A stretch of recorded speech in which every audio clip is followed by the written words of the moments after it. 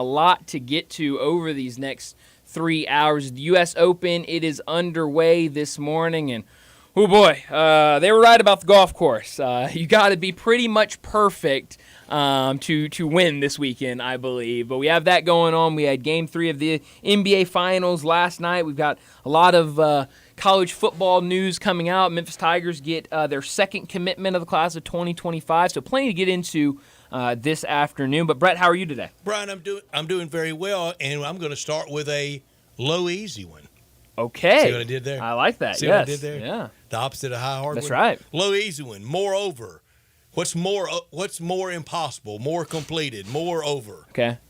Phil Mickelson ever winning a U.S. Open, or Dallas coming back in the NBA Finals? Wow. I mean, I'm going to say Phil. I think Phil's the easy answer because I mean, at least birthday candles. That, and I mean, at least Dallas can kind of compete, I guess. Yeah, Luka Doncic is going to be back in finals. Probably will be back with Kyrie Irving. Certainly. Along the side. Absolutely. So, correct. Low easy. Oh boy, like it's very low easy one. Great lid. Thank you. This is actually, and Brett, you might not recognize it.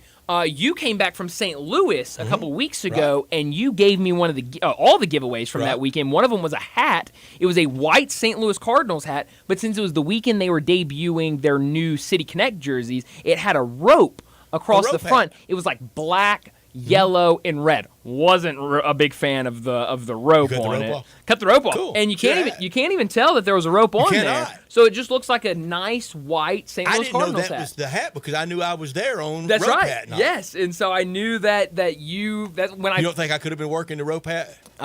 You could have been. Hey, maybe. But I'm not a great hat wearer. When I put it on today, when I was coming in, I've worn it a lot. I wore it the last 2 times I've played golf, but I put it on today. Good deal. And I said, I wonder if Brett's going to realize that this is the hat that he got while he was up in St. Louis. I take high exception to it. That you desecrated the gift I bought you. I think I didn't buy it. I think I made it better. How about that? I think I told you it was a giveaway. You did, and that is partially why. Cardinals lead 4-3. Well, that's good because it was 3-3. It was 3-zip at one time. It was 3-zip. Cardinals looked like they were rolling, and then it was 3-3 before you even knew it. So I'm glad they're back in the lead, and maybe can get that win today, which would be nice, and go into Friday and see what happens this weekend. Why Yankees finally got a hit to break up Kansas City's no hitter. I was rooting against the Royals. I'll never forget 1985. Well, that's all right. Some things always last. Ever. Okay. It's a really long time. Brett, very long time. And kind of interesting. If I can say anything in front of you good about the Royals, there's a lot good to say. There certainly is. I'm glad they showed up today because the start of this series has been very much all Yankees. In front of modest crowds. That's right. I thought, and it used to be, I know Tuesday, Wednesday, and Thursday afternoon hurt them, but that used to be their big draw when the Bombers came to town. That's right, and it's been all Yankees, so I'm glad. I mean, still 2-1. I mean, Yankees can still easily win this game, but I'm glad they at least are doing something. There's already 2 finals in the book today. Braves get a win 6-3 over the Orioles. That Tigers, could be a World Series. It could be. It definitely could. And then Tigers on top of the Nationals 7-2. That will not be the World That Series. will not be the World Series. Good win for Detroit. They hang a 5 spot in the 7th inning. To get that big win. So. Right now at Pinehurst number 2. Oh, man. 52 golfers even or better. Is that right? Wow. That's not many out of 156. No, it is definitely not. 17 under par. 17 players under par. Wow, that's last year at LA Country Club for the weekend, 18 players finished under par.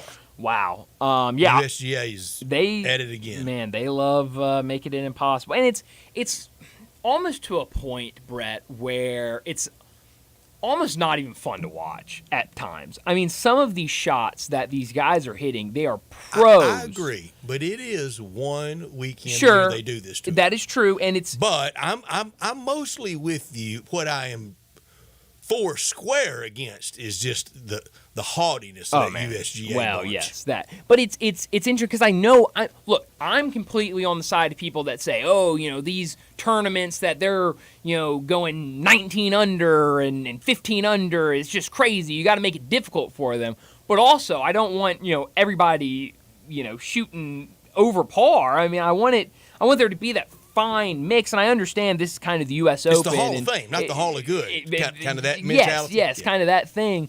And I get it. It's the U.S. Open. They always do this. But, I mean, some of the shots that they're hitting where I'm watching on USA this morning, and the commentators are going, that's a great shot. And then it just rolls off the green. 2 inches off. And it's in no man's land now. I mean, it's tough. And then they T-wedge it up That's there right. and it rolls back to their feet. Exactly. So, I mean, it's tough. But, hey, I can't complain. Ludwig Aubert, a good start for him, 4 under. Really good for you. He has the look of being around late Sunday afternoon. He really does. He definitely does. Tony Finau, Rory McIlroy, Patrick Cantlay leading it at 5 under with the solo lead. And I think we kind of general consensus decided best player without a major now. Sure, yeah. Current active player. Definitely, absolutely. So, no, we'll see what happens this weekend. Tony Finau wouldn't be far from that argument. No, I definitely think close. I love watching Tony Finau play, so I would not be mad at all if he had a good weekend and won it. Bryson DeChambeau, John's guy, 1 under at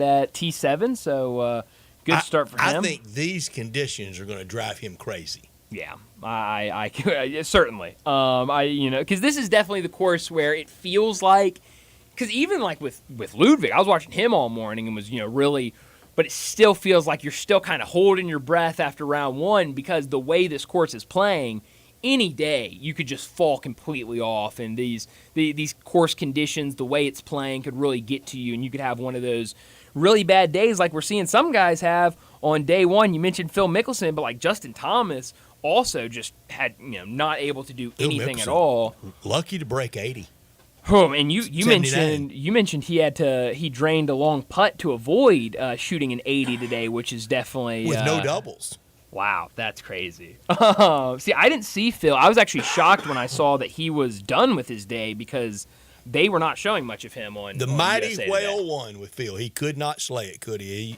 He tried and was close. Was close there in 1999, Sure. famously to the late Payne Stewart. Yeah. Just shockingly, just a few months before Payne Stewart's death, and really close in 2006 at Wingfoot, as Colin Montgomery was that weekend, and Jeff Ogilvy kind of just came down the rail late and won it, kind of stole it. Yeah.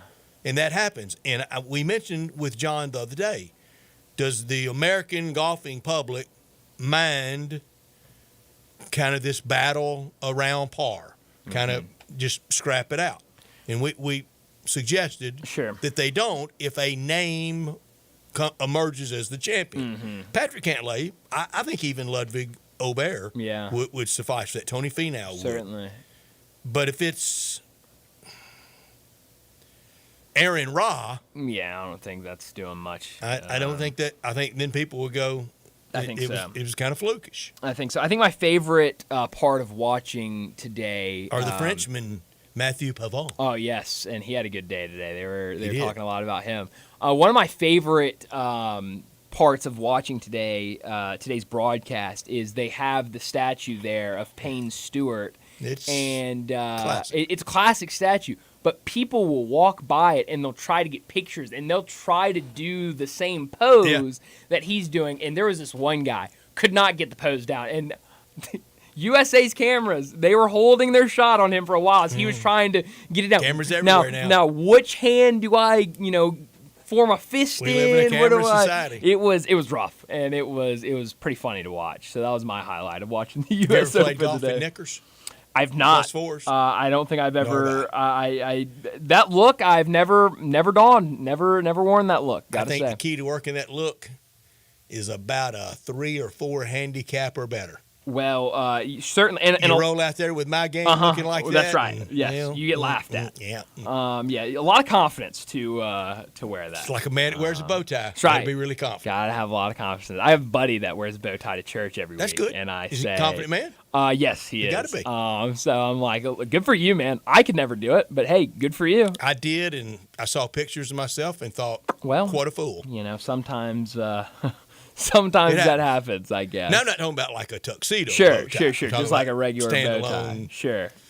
club casual bow That's tie. right. I love it. I love it. Bad look. It's, For me. Not sure. for Yes. But I got a friend of mine that's a lawyer in Little Rock wears one every day. Oh, some people look great Has in bow for ties. 40 years. It's just not everybody can pull a bow tie It's my off. friend that went to Vandy undergrad in Fayetteville Law School, and he dreams of a Vandy, Arkansas SEC football championship game every year. Keep on dreaming. And he'll text me. He goes, "What do you think the odds are this year?" Not great. Not good, Rob. Not good. Not great. So it's like a fedora. You know, some people can pull a fedora off, and they look great in it. My bucket hat I wear one day a year Oh, at the yeah, FedEx that's right. A2 Championship That's that I right. bought in 1990. Yes. Got to be a confident man. Very. In my case, it's not as much confidence as I don't want my ears Sure. sunburned. Well, hey, you know, sometimes you just gotta do what you gotta do. I bought that hat in 1990, second year they were at Southwind. Wow. That day I bought that hat. I tell the story every year. Sure. And on the logo it says Federal Express. Oh, it wow. hadn't even been shortened to the. I haven't even noticed that. And there are friends of mine with FedEx that notice it, and I show them every That's year. great. They get a big chuckle out of it. That day I bought that hat Mm-hmm. in 1990 was the day that Saddam Hussein rolled into Kuwait. Really? Basically, I don't know what kicked off everything in the Middle East, but that was the big Holy point cow, of it. Yeah, wow. that was the big breaking news that day I guess so. Wow. at the golf tournament. And our date that year was around first weekend in August, which is about 2 weeks later than we're going to be Sure. there this year. Yeah, wow. That's incredible. What a story. Yeah. for a hat. How about that? There's other stuff from I'm that sure. night I could tell, but I I better believe not it. on there. I believe it, Brett. In other news, Game 3 last night. 1990, Bryant. Well, a different time. I mean, As I told people as we were getting into Y2K, That's right. I was so looking forward to the 21st century because it would completely absolve me from anything there I you go. did or said Yeah, in the that's 20th right. century. Exactly. I mean, you can't fault somebody for what they did a whole century I mean, ago. it's I mean, absolution for in the everybody. last century, Right. it's it's That's so history. yesterday. Come Exactly. That's right. Something that cannot be forgotten is the Boston Celtics and how good they play at basketball. Last night was really impressive. I thought what they were able to do early in the You game. got Jason Tatum cooking. Sure, and that's huge. And we were talking about that yesterday with Rob. I think I said 35. He got 32. I mean, hey, just like horseshoes, close Close counts. That's right. No, really impressive because I really thought watching that game early, a lot of energy in the building. Dallas was playing well. I thought, okay, this is the game that they take. And then, man, Boston said, see Here you they go. later. Now, they were able to come back, and it looked like it was going to be a game there in the last couple of minutes. But to see Boston do that on the road without Kristaps Porzingis, which that was the question, Brett, is with Kristaps out, are they going to miss a beat? Are they going to miss something inside? And doesn't look like they missed a beat at all. And For Boston I might be city surprised if they officials, win one. for the mayor and chief of police and everything, and in Boston, they will really be Sure. ultra sensitive and protective after everything that happened with the Boston Marathon bombing, Of course. and after Kansas City this year. Everybody's got to be protective. Mm-hmm. Don't you think they want them to win it in Dallas? Yeah, I think so. That helps them Certainly. with one night of Sure. craziness. Yeah. No, I The think. party's going to start when they win it, but it won't be sure. like if they win it at home. Yeah. No, there's definitely. I think there's definitely some of that, and might as well just get it over with. So I honestly think they're gonna win it in 4 games. I don't think there's any I question. don't see how they can. Which is crazy to me because I mean, heck, Brett, when we first picked this series, I said Dallas was going to win it, and I felt very confident Tell me this, about Brian. it. So that Okay. I've already marked it down as a I no. think that's smart. Is that too early? No. So I've given up. We will finish. I will finish 12-9. You will finish 12-9. How about that? Wow. I mean this complimentary, and there's a really good chance we finish the hockey tide. I That's have right. Florida. You do. I'll Yeah. be 10-5. You have Edmonton. You'll be 10-5. That's right. I'm a big enough person to say I think both the NBA and the hockey's more of your bailiwick than mine. Sure. I'm gonna yeah. take my tie. I'm taking say my tie. I say take it and run. I'm going to. I take it and run for sure. Why I not? don't want to look for a tiebreaker. No, I want to think- be able to say I tied. Sure, but I'm fine with that. I'll let you have that. Why not? And it a little like the Ryder Cup in the case Sure. of ties. you get to keep the trophy, Sure. right? By all means, Brett. I couldn't tell you who won the hockey and the NBA picks last year. I couldn't either. I mean, if my life depended on it. I was with my brother today, and he was saying something about, who was that guy that played for the Golden Knights last year that was huge for them when they won the Stanley Cup? We don't know. I said, Connor, I'll be honest.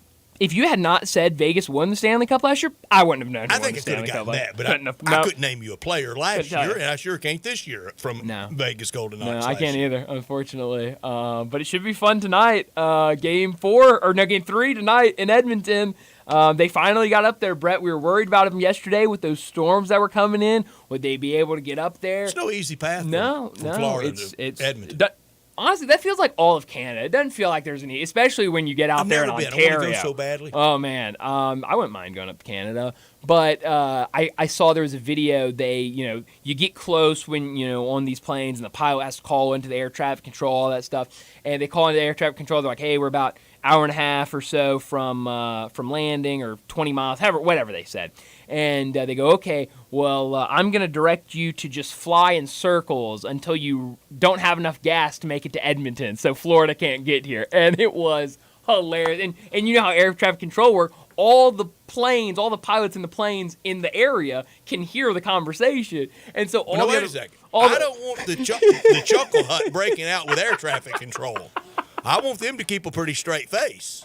I mean, because someone was like, "What are you talking about? Why?" And someone else was like, "Yeah, he's got the plane that's got the Florida Panthers on it." And they're, "Oh, big game tomorrow night." I mean, it was hilarious. And I want to see Toronto and I want to see Seattle so badly for both of them. Just Space Needles everywhere. Always a Space Needle. Can't swing a towel out hitting a Space Needle. No, got to have a Space Needle, and they certainly have them in Seattle and Toronto. But no, I'm looking forward to Game 3 tonight. I'll mention it again when we get at the end of the show, because that's where I'm beaming tonight. Spoiler alert. We are getting close. And still a long way to play.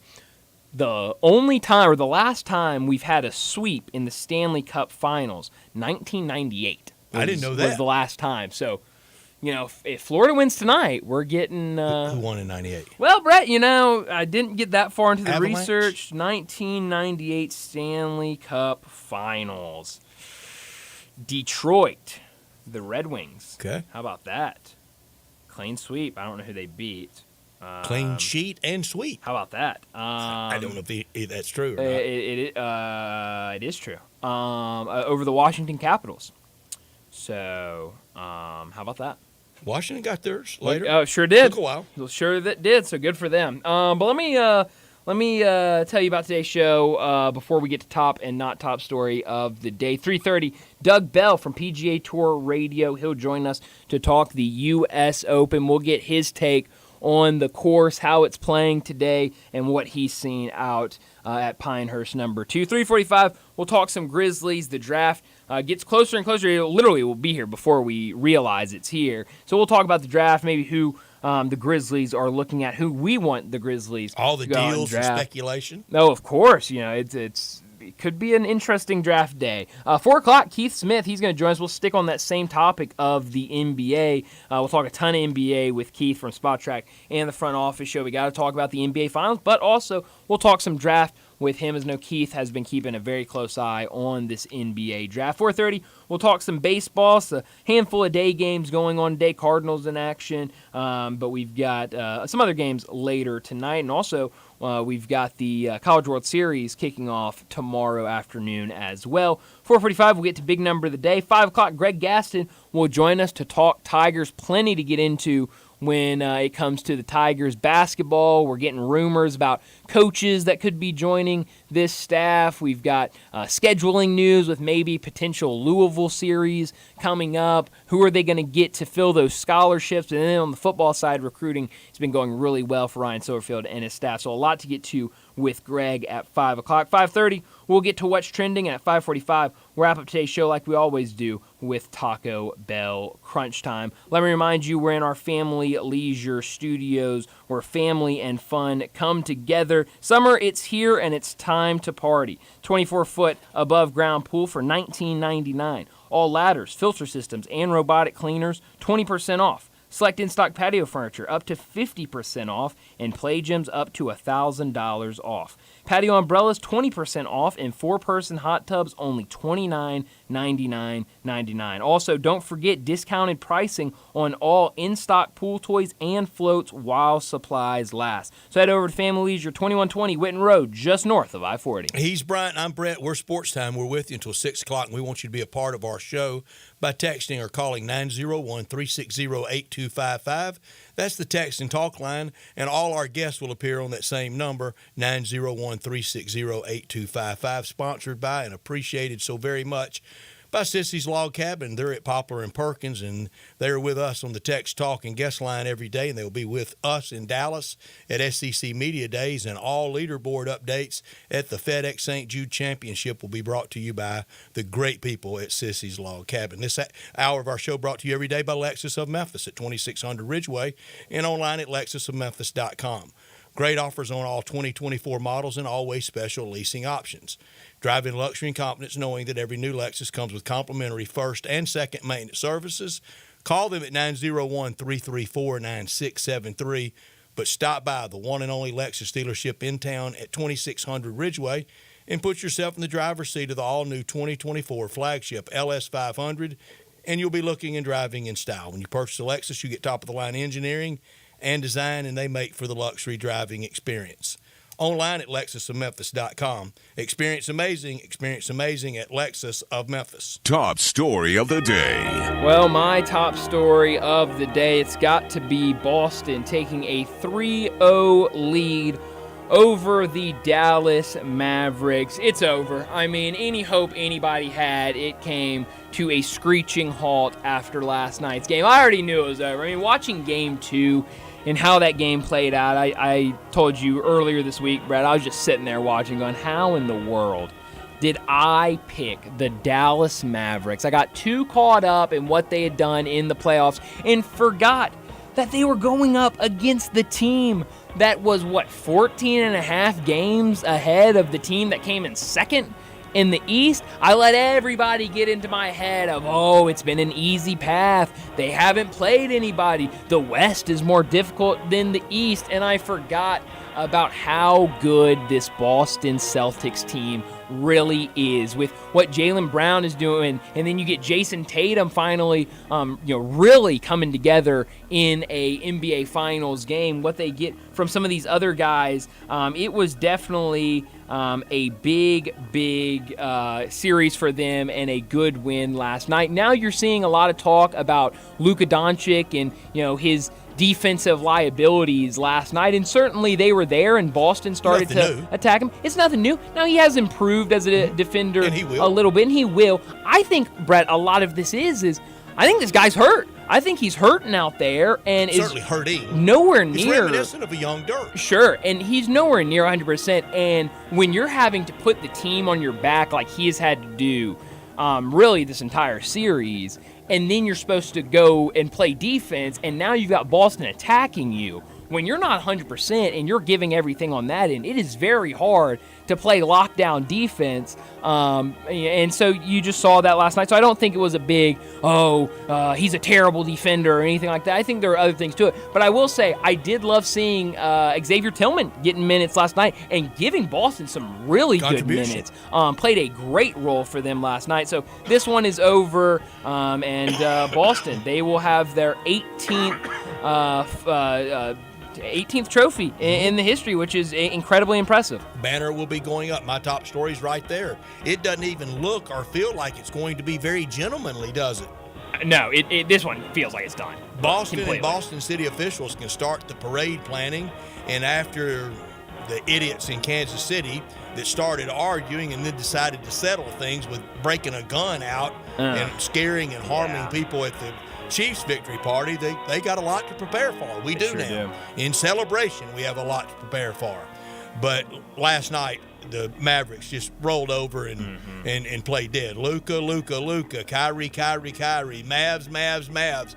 That's all I heard the last 3 weeks. I wasn't close to taking that bait and falling into that trap. I said Boston in 4, and now it looks like I missed. It's going to be. I said Boston in 5, and it's going to be in 4. Not top story of the day. Yeah, it definitely looks like it's going to be in 4 games. My not top story of the day, it's got to be the U.S. Open starting this morning. Brett, what time did you flip it on this morning? 6:05. Woo! Man. I think I joined in 3 hours later than you.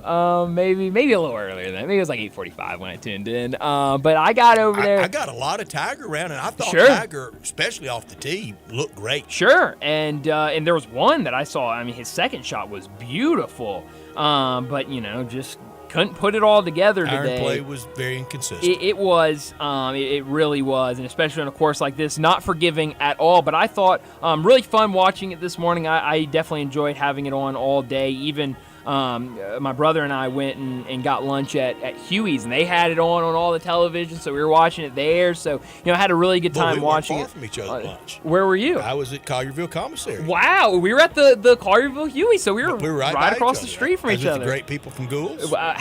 Perfect. How about that? I was with my great brother, Sure were. I guess. So, You were. That's y'all's hangout, too. Yeah, we do love Huey's. But no, it's been a good day. Patrick Cantlay in the lead right now, 5 under.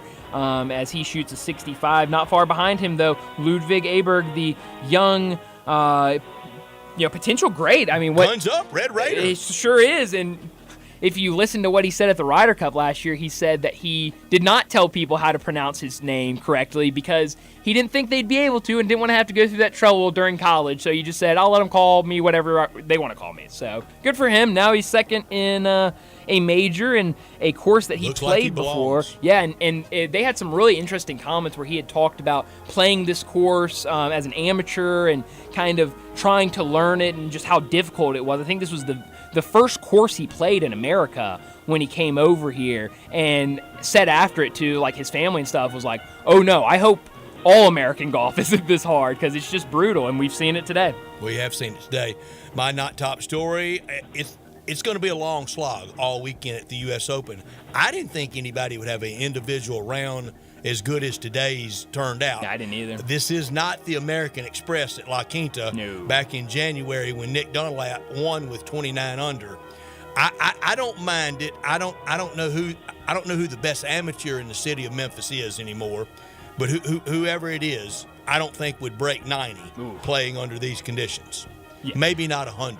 Yeah, it looks brutal. It looks brutal. The setup is just vicious, and I don't know why they want to make it this tough. Yeah. But they do, and it does not look fun. No, it really doesn't. But hey, low man wins. Sure, and that's not going to stop us from watching it all weekend. So no. But for you, you make a great point in the Open. For players of this level, yeah, do we want them looking this human? No, not at all. Because I can see this human with our buddies. Sure, I can go out there and bogey a bunch of holes. Yeah, I can see this at putt-putt. Absolutely. So, no, I mean, it's weird. But that'll do it for top and not top story of the day. A little bit of a change in our schedule today. Doug Bell, obviously very busy right now at the U.S. Open. Actual work requirements have derailed him Yes. So he will join us at 3:45. We'll talk to him. So when we come back from this break, we'll talk a lot of Grizzlies and the draft. We'll probably get out a little early in this next segment so we can have plenty of time with Doug. So just if you were ready to hear more about the U.S. Open, that will be at 3:45. Let's go ahead and get to a break. When we come back, we're talking about the upcoming draft and what the Grizzlies might do on draft night. You're listening to Sports Time.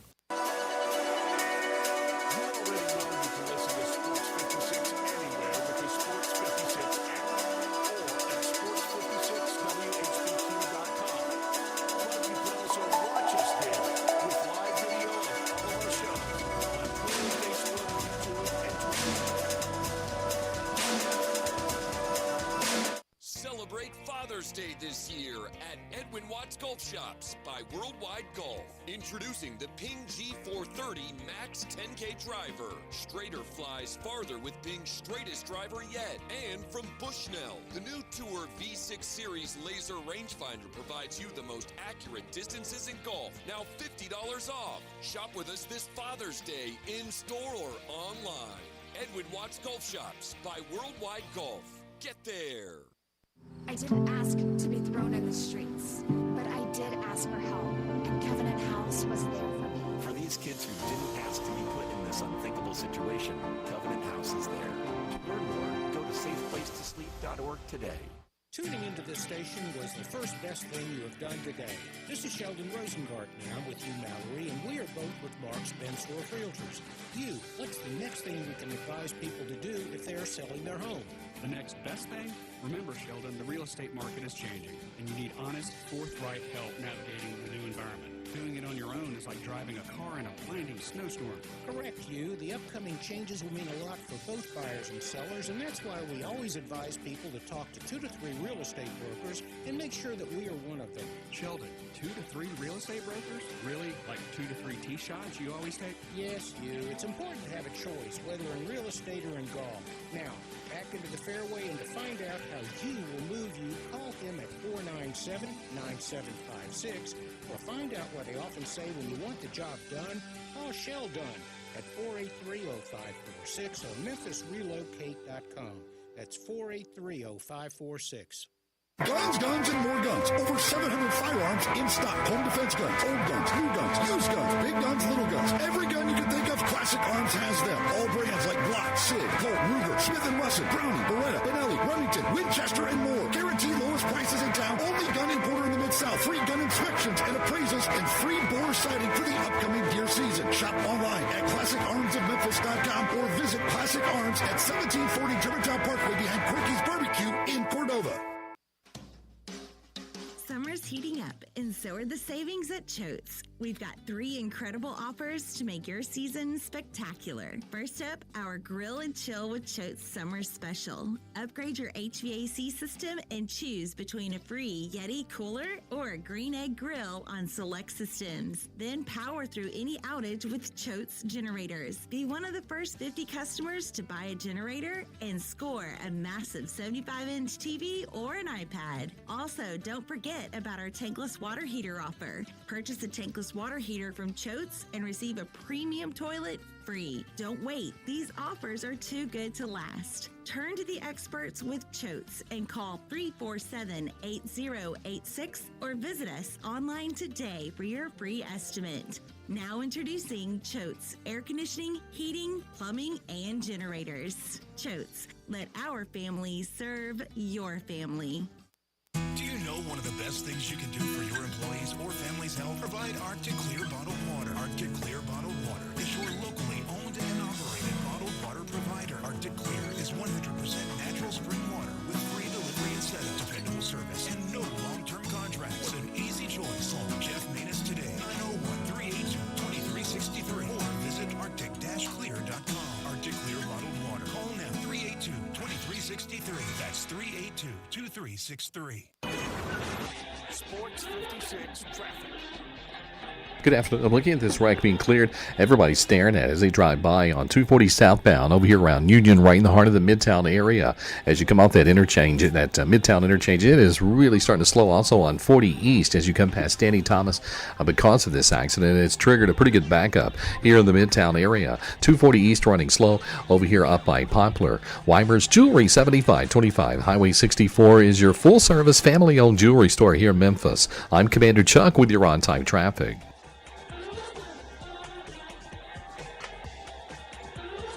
Now back to Sports Time on Sports 56 and 95 FM. This hour is brought to you by Lexus of Memphis.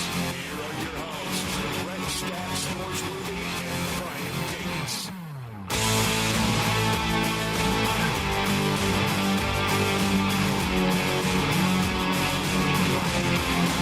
Welcome back into Sports Time. Bryant and Brett with you. We're only a couple weeks away from the 2024 NBA Draft. A 2-day process now. Wednesday, June 26th will be round 1. Thursday, June 27th will be round 2. And I'm really interested, and I'm sure for us watching, we probably won't see a difference. But I'm curious, maybe a story that somebody can do, maybe like The Athletic or somebody that has enough people, or maybe even at the just one team level, like DeMichael, a beat writer, can do.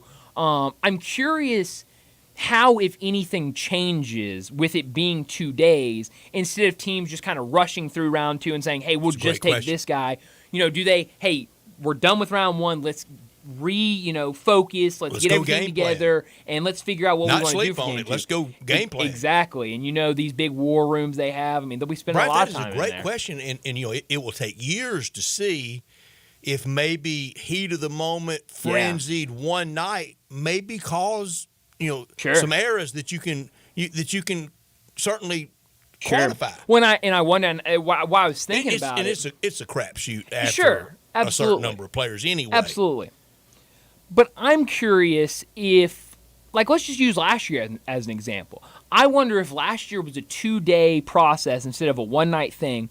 If a team before the Grizzlies picked in the second round might have said, hey, look, G.G. Jackson might not have had the best year at South Carolina, but he's young. He was the number 1 player in his class. He has a lot of potential. We've seen that he can do these things. If we bring him in the second round and develop him and try to get him, maybe that can pay off. I just wonder if you kind of went back and regrouped, if maybe a guy like that wouldn't have dropped all the way to the Grizzlies in the second round. That's a great question. I hadn't thought about that angle of it. And it will take years to be able to have a body of work to see that you can definitely point to. I don't think we would have made that smart a move if we would have been flustered and hurried doing everything in one night. Now, that Wednesday night, first round, that's going to be in prime time. And then on Thursday afternoon, 2 weeks from today. Just 2 weeks from today. Crazy. And we're that close to July 1, too. Which is even more insane. Why'd I just act exasperated like it snuck up on us? It kind of did. Where did January 1st go? But did it? We knew that July 1 would eventually get here, right? It's how a calendar works, I guess. If you're in Grizzlies control, if you're in the Grizzlies war room, how many different things are you thinking? Are you thinking best available? We need size. Let's just get scoring. Do we deal? Yeah, no, that's a great question. Because Donovan Clingan, I don't know how he just, in the last 10 days, kind of the respect for him happened. Yeah. He's not going to be there at the night. Right. I don't know if I don't know that he was on ping pong ball night, but he's definitely not going to be there now. There are people falling in love with him. There are people thinking that he might go 2. Well, we had that. It was only like a 2-day thing, but there was like a 2-day thing, and I don't remember who kind of put it out there. But one of either CBS Sports or ESPN, somebody, or Bleacher Report, I don't know who it was. Somebody did a big thing and said Clingan should go number 1 overall, and that was like a very much a 1 or 2 day thing, and that kind of fizzled out. But I don't see anybody with that. It's one of the two French players. And that's why I was saying it was like a 1-day love affair where everyone was talking about could he be the number 1, and I was absolutely against that. But you're absolutely right. It has always been could be Sarr. Playing the head fake game, and, and get him. I would be shocked. I'm at a friend David Cobb's mock draft right now. And he has Sarr first. Yeah, that's what's going to happen. I think, and maybe something different happens. This is not a slam dunk year where the number 1 pick is just extremely easy. But a good player will be there for the Grizzlies. Certainly. Do you have the appetite for Ron Holland? I love Ron Holland. I do too. I've wanted the Grizzlies to draft Ron Holland for a while. Now, at that absence spot. has made the heart grow fonder. I love Ron Holland coming out of high school last year. Sure. And then, and not many others did watch much of him this year. Right. And with G League Ignite, it's just very much a different system there, and you're not playing on television, and also and I know it's all out there on YouTube. I'm not going to. No, that's so much to do. But also, he had a couple injuries throughout the season. He did not, get a full season in because of some minor. How healthy did he really want to be? And I think that's the biggest question. When he was here, when G League Ignite was here, I went and watched, and he did not play in that game with a hand injury. It did not look like. Did you go just to see him? I went to see Bezelis, Matas Bezelis. I went to see Bezelis. He's up there in all of them. I like Bezelis a lot. I'd be thrilled if the Grizzlies, if he was still around, if the Grizzlies took him. Among these 3 players, if the Grizzlies could get one of these 3 players, which one would you prefer? Okay. Rob Dillingham, Reed Shepherd, or Dalton Knecht? Wow. Wow, that's tough. I think all three are really good players. I would probably go. Oh man, maybe Dalton Connect. I'd say maybe Dalton Connect because I think that can open up different avenues of other things you can do in the off season. Well, the age issue with him. Certainly, but that doesn't bother me as much as I think it bothers some people. I want him to come in and be mature. The sabermetricians always. Hollinger and them. Yeah, I'm not a huge. I don't subscribe to all of that. I almost think the more if you're a good player, you can contribute at any age. And for a go for it now team like Memphis, you want somebody that is older. I'm not worried and more about what mature. you look like at 31. Right? Yeah. So I would like that because I think if you go get Dalton Connect, you're talking about a nearly 40% 3-point shooter. I'm not saying like I want them to trade Luke Kennard, but if an offer came on the table that could bring in a good big man and you had to put Luke Kennard in there or maybe one of these other wings, I think you feel very good with what you could bring in Dalton Connect. And I think it's almost even better because you're not feeling like you have to force Luke Kennard in the starting lineup or force him minutes. You're bringing in a rookie, Dalton Connect, that will very much play his role. If that means off the bench getting 10 minutes, he'll play that role. And so I would not mind Dalton Connect at all. But out of those three, I'd be cool with all three of them. What does Filipowski do for you? I like Filipowski. I think Filipowski is very interesting because, first off, injuries. He had that, double ACL. He's had both his ACLs worked on, I believe. Missed some time early in the season. You with remember an what injury. Tennessee did to him? Oh, 2 yeah. Years ago, Tournament 23? Absolutely. And so that's definitely a concern. Made Jay Billis cry. It sure did. The injuries are concerned. I think this season was not what I think a lot of people hoped for from him. I prefer other players. I'd prefer other players, but it wouldn't be the end of the world if they. I think I would rather them trade down to get Filipowski. I certainly wouldn't want them to draft him at number 9. But I think there's some really good prospects. I'm curious what Keith Smith thinks right now, 2 weeks out, about what the Grizzlies could do at number 9. So we'll definitely ask him that in about 30 minutes or so, 20 minutes or so when we talk NBA with him. Well, let's get to a break, getting out a little bit early because Doug Bell on the other side joining us to talk the U.S. Open. He joins us next. Start your day with Sports 56 Mornings with Greg Gaston and Eli Savoy. Weekday mornings from 7 to 10, right here on Sports 56 and 98.5 FM. You or someone you know or care about has dealt with a difficult divorce. When facing divorce, you need the attorneys at Rice Law. Nick and Larry Rice lead the firm with 3 generations and 7 decades of experience. Located in Memphis, serving the entire state of Tennessee and North Mississippi. Rice Law is who you need to call. Simple or difficult divorce, they know how to handle it. Call Rice Law at 901-526-6701, or for more information, visit them at aboutdivorce.com. That's aboutdivorce.com. This is the story of the one. As a maintenance engineer, he hears things differently. To the untrained ear, everything on the shop floor might sound fine, but he can hear gears grinding and a belt slipping. So he steps in to fix the problem at hand before it gets out of hand. And he knows Granger's got the right product he needs to get the job done, which is music to his ears. Call, click Granger.com, or just stop by. Granger, you get it done.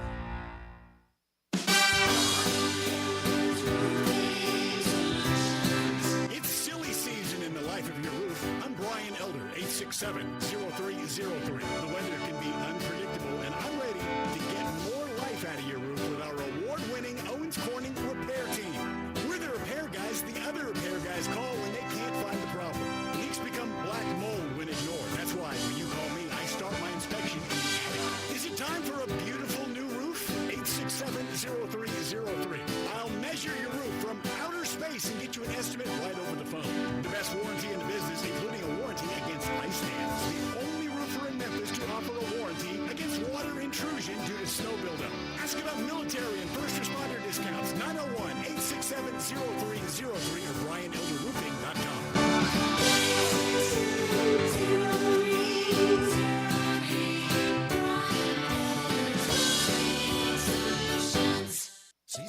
crunch? Why not your tech? Upgrade now during the Dell Technologies Summer Sale event and save on select PCs like the XPS 16 powered by Intel Core processors. You'll be able to bring your most intensive projects to life with built-in AI, minimalistic design, immersive visuals, and cinematic audio. When you shop online at Dell.com/deals, you'll have access to exceptional tech and electronics plus free shipping on everything. Amazing prices await you for a limited time only at Dell.com/deals. That's Dell.com/deals. You know our trusted partner TireRack.com for their fast, free shipping, free road hazard protection, convenient installation options, and their great selection of best tires, like the highly consumer-rated Pirelli Scorpion Weather Active. But did you know they sell other automotive products? Wheels, brakes, suspension, just to name a few. Go to TireRack.com/Colin. TireRack.com, the way tire buying should be. Admit it. When you start thinking about tastes of Memphis, you think treats, sweets. You think Dinstall's. For 122 years now. What is that, 5 generations? When people wanted something to bring to a party that will just make everybody happy, they bring out Dinstall's. 122 years of cashew crunch, of heavenly hash, of turtlettes, of their award-winning fudge. That's worldwide. It's known that well. Then there's the milk chocolate. It all starts there. There's the double-dip peanuts. And then every fall, those famous chocolate-covered strawberries with that fondant. And they won't tell you what's in the fondant, but it makes it oh so special. And easy to get to. 5 locations. There's where they make the candies in Pleasant View. There's Germantown. There's Collierville. There's even one downtown and in my neck of the woods in Laurelwood. You know what? 122 years made in Memphis and enjoyed by the whole world. Dinstall's. Now back to Sports Time on Sports 56 and 95 FM. This hour is brought to you by Lexus Supremacy. Here are your hosts, Brett Stats, Norsworthy, and Brian Davis. Welcome back into Sports Time. Bryant and Brett with you in our Family Leisure Studios, and joining us now, Doug Bell, nice enough to join us from the U.S. Open to talk all the action. Extremely busy with round 1 today. Doug, thanks so much for joining us. What have you seen today? What has really stood out to you about Pinehurst number 2 and today's first round action at the U.S. Open? Well, guys, the great Donald Ross, who designed all these courses, and Pinehurst number 2 might be his gem, right? Somewhere above, he's smiling down going, golly, my course looks fantastic. And it's really fun. At the same time, Donald Ross is going, when did they start going 14.5 on the stimp meter? When did the greens get this fast? Mm-hmm. And that's what we're seeing, guys. A lot of balls land up by the green or the hole, and then all of a sudden they trickle off the back or maybe maybe they're up short of the hole, and then all of a sudden they come back down to the front. So that's what we're seeing.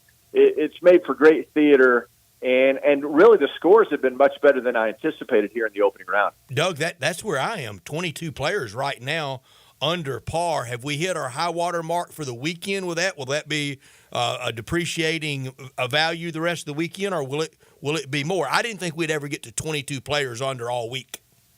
Well, Brett, I think you nailed it. Today's the day. If you're going to score, do it today. Patrick Cantlay got to 65, which I didn't think was possible. The courses are going to get tougher as the week goes on because the weather forecast, there's a chance for a shower here and there, but the course is going to dry out. USGA does not water it, so these greens are going to get quicker. The course is going to get more treacherous.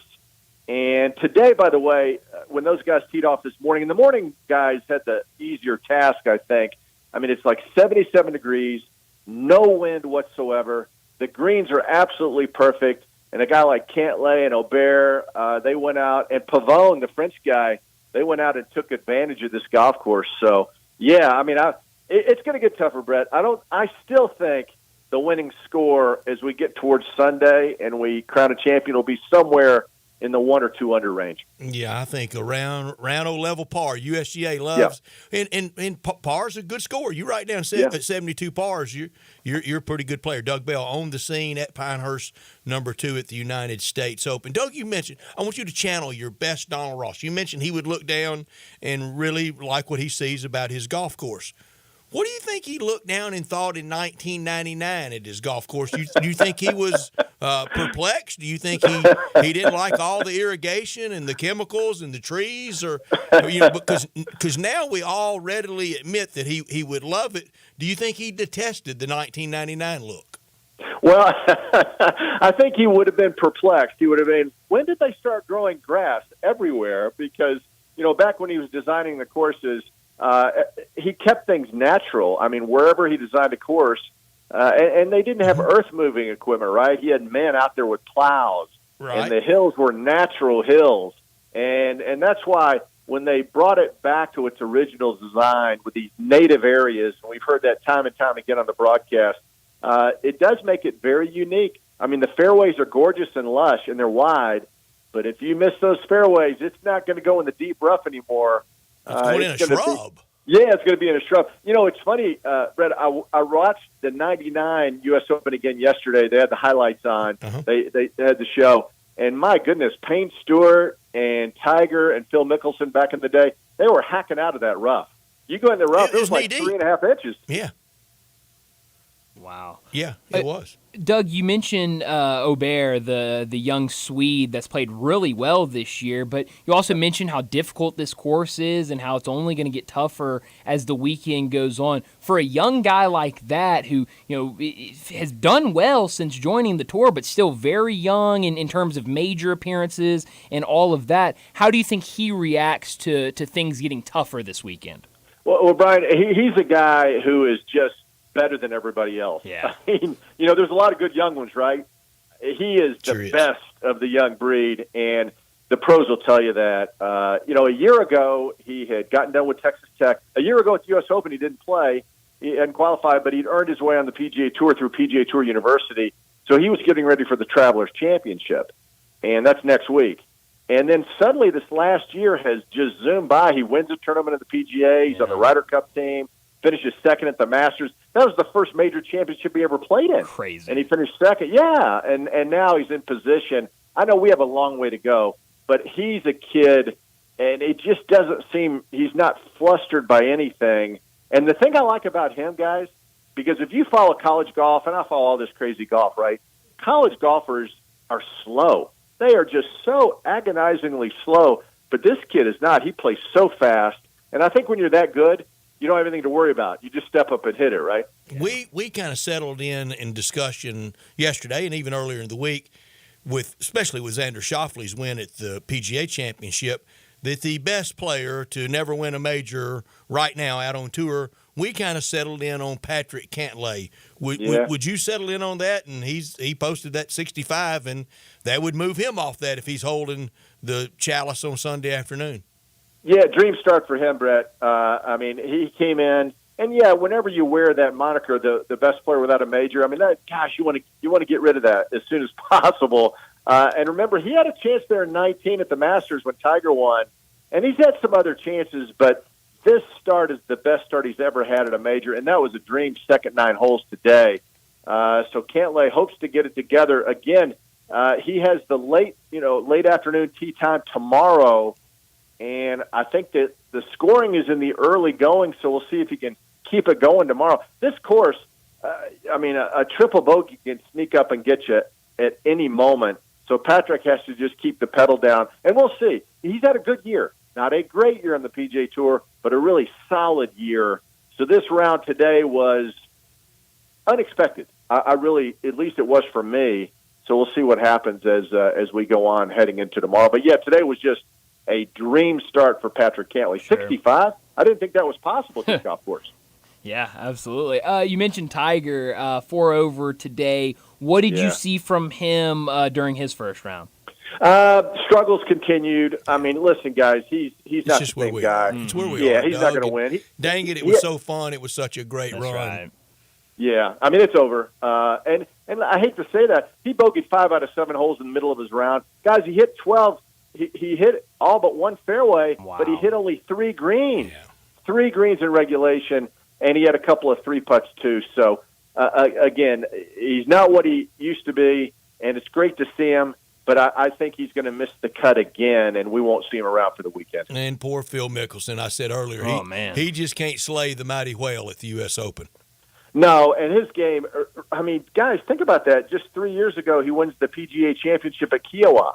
And how good was that as a 50-year-old, right? Yeah. I mean, that was mind-blowing, but his game has disintegrated. And maybe it's because he's gone to live. Maybe he has his mind on other things. But he's not the same golfer he used to be. But I think we have to cherish these guys. What Tiger was brought to the table, what Phil's brought to the table, two of the all-time greats. For sure. But right now, their game, and listen, that's what happens to golfers. Let's celebrate what was an incredible career and all the moments that we celebrated with them. But obviously, they're just not. They can't compete on the same level they once did. And listen, it was awful lofty. Not many people ever get to the level that they were at. That's right. Well, Doug, thanks so much for giving us a couple minutes. I know you're busy this week, so we really appreciate you coming on with us. And enjoy the rest of the weekend up at Pinehurst number 2.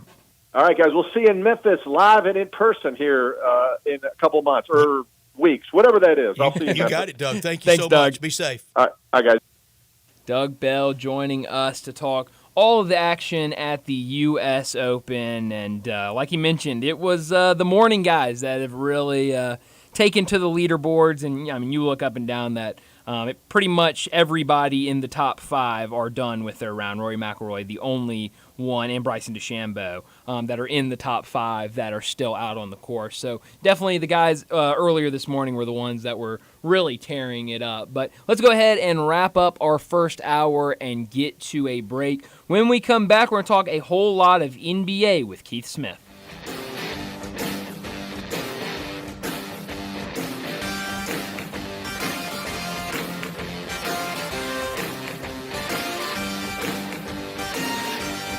It's time to have a good time at Mugshots Grill and Bar in Olive Branch and Carterville. Come by for half-price happy hour 2 to 6 Monday through Friday with domestic drafts and $3 snacks. Then try one of Mugshots 19 specialty burgers, including the Mugshot Burger. Finish in 12 minutes and it's free. Plus, you get a free shirt. Mugshots in Olive Branch, 6400 Goodman Road, and Mugshots in Carterville, 656 West Poplar. So cheers to great food, good drinks, and fun company at Mugshots Grill and Bar, where you're always having a good time. Do you have an invention idea but don't know what to do next? Call Invent Help today.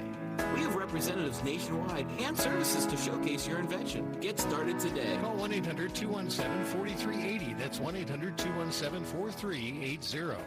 This is hard to believe, but the Hyundai Santa Fe is actually better. I know, that's crazy, isn't it? The 2024 Santa Fe is new, top to bottom, and even better than before. It's almost as big as the Palisade, so roomy, and now it's got a standard third row. Everybody's clamoring for that. And it's the best SUV when it comes to the ride than ever before. You know how with SUVs you love it because you're sitting high, but you don't get that luxury kind of ride like a sedan? You do with the 2024 Santa Fe. It's the best riding SUV ever, and it's quiet. It's the ultimate family car. All you've got to do to be sold is to test drive it. The people at Homer Skelton Hyundai are saying, come try it. You'll love it. Homer Skelton Hyundai, right at the corner of Highway 78 and Craft Road. First exit in Mississippi. Go see the ultimate SUV, the 2024 Santa Fe.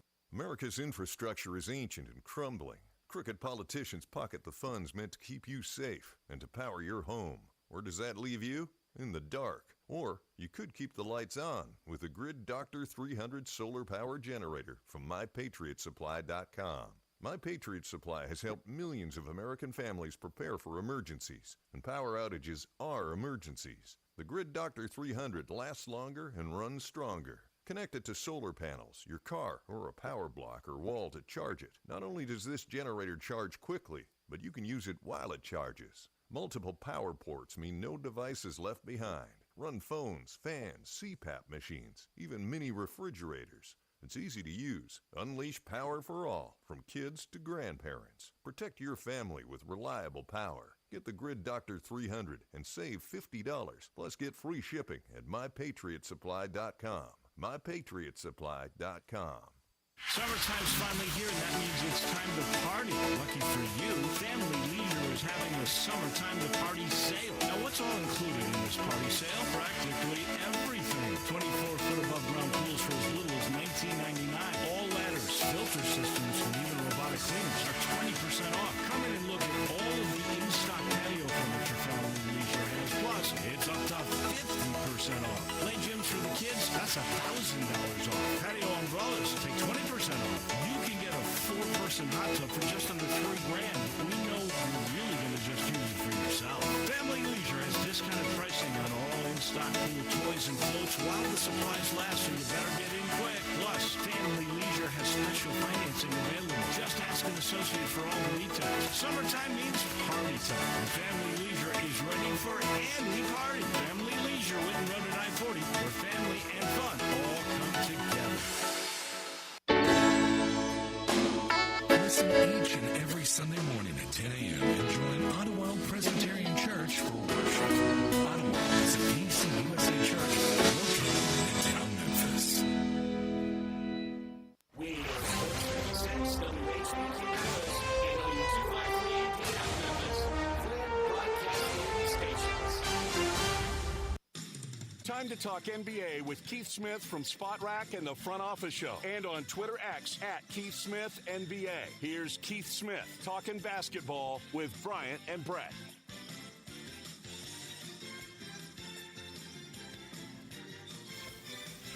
Keith Smith joins us now to talk the NBA from Spot Track and the Front Office Show, and plenty to talk about when it comes to the NBA, but we got to start off with what happened last night.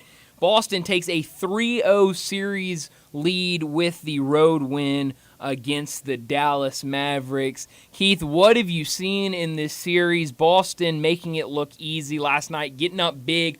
Dallas tries to make it close at the end, but it was a little too late. What have you made of what Boston has done through these first three games? I think they've done what they've done all year. They have been the best team in the league all year long. They've been historically great offense. That's been tempered. The games have been played at a little bit of a slower pace. They haven't been able to put up quite as many points, but their defense has gotten back to, that's always been the backbone of this team for years, is their elite defense. Even when the offense wasn't quite as good, the defense was always really good. And here it is, just kind of, that's what's propping them up and supporting them through this. And I think I go back to, there's a very famous Red Auerbach quote of the best team will always beat the best individual. That was something that he said in relation to Wilt Chamberlain back in the day when his teams played against Chamberlain's teams all the time. And I think that doesn't fit perfectly because Doncic and Irving are incredible individuals, but I think Celtics have the best team. They have the most depth. You're seeing that.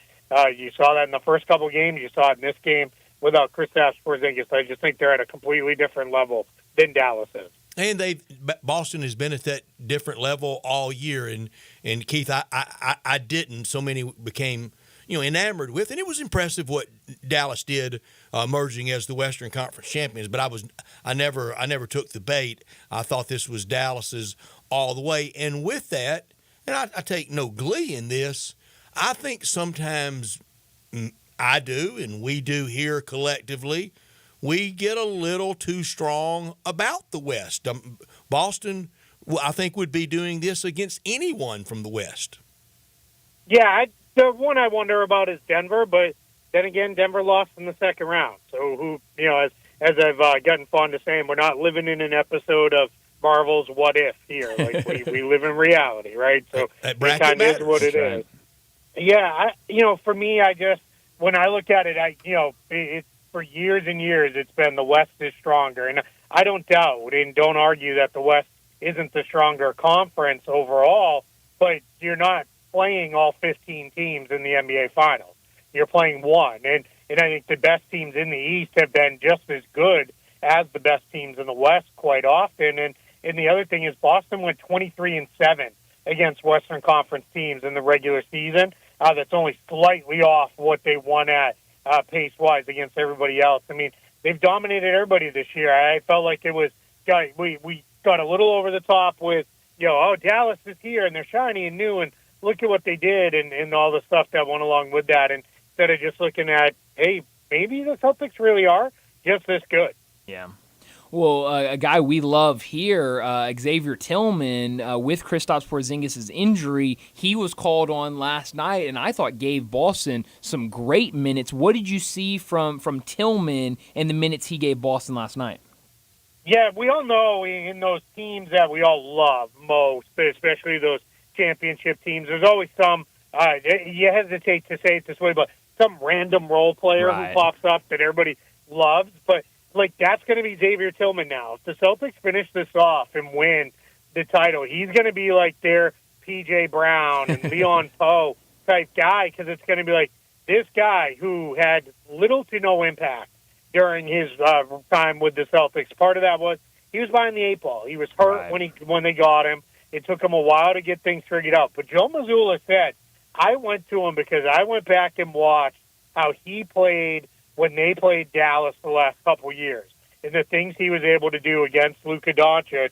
So I felt very comfortable plugging him in and just saying, hey, don't be Kristaps Porzingis. Just go be Xavier Tillman. Do what you do. And then when he hit that three-pointer, man, that sent the bench into hysterics. They absolutely loved that so much. And that's going to be one of those things when people fire up the Celtics championship DVD, if that's where this ultimately lands, they're going to hit that play and they're going to have a big smile on their face. Some old-timers would go back to Greg Kite in Boston Celtics land. Yeah, absolutely. Yeah.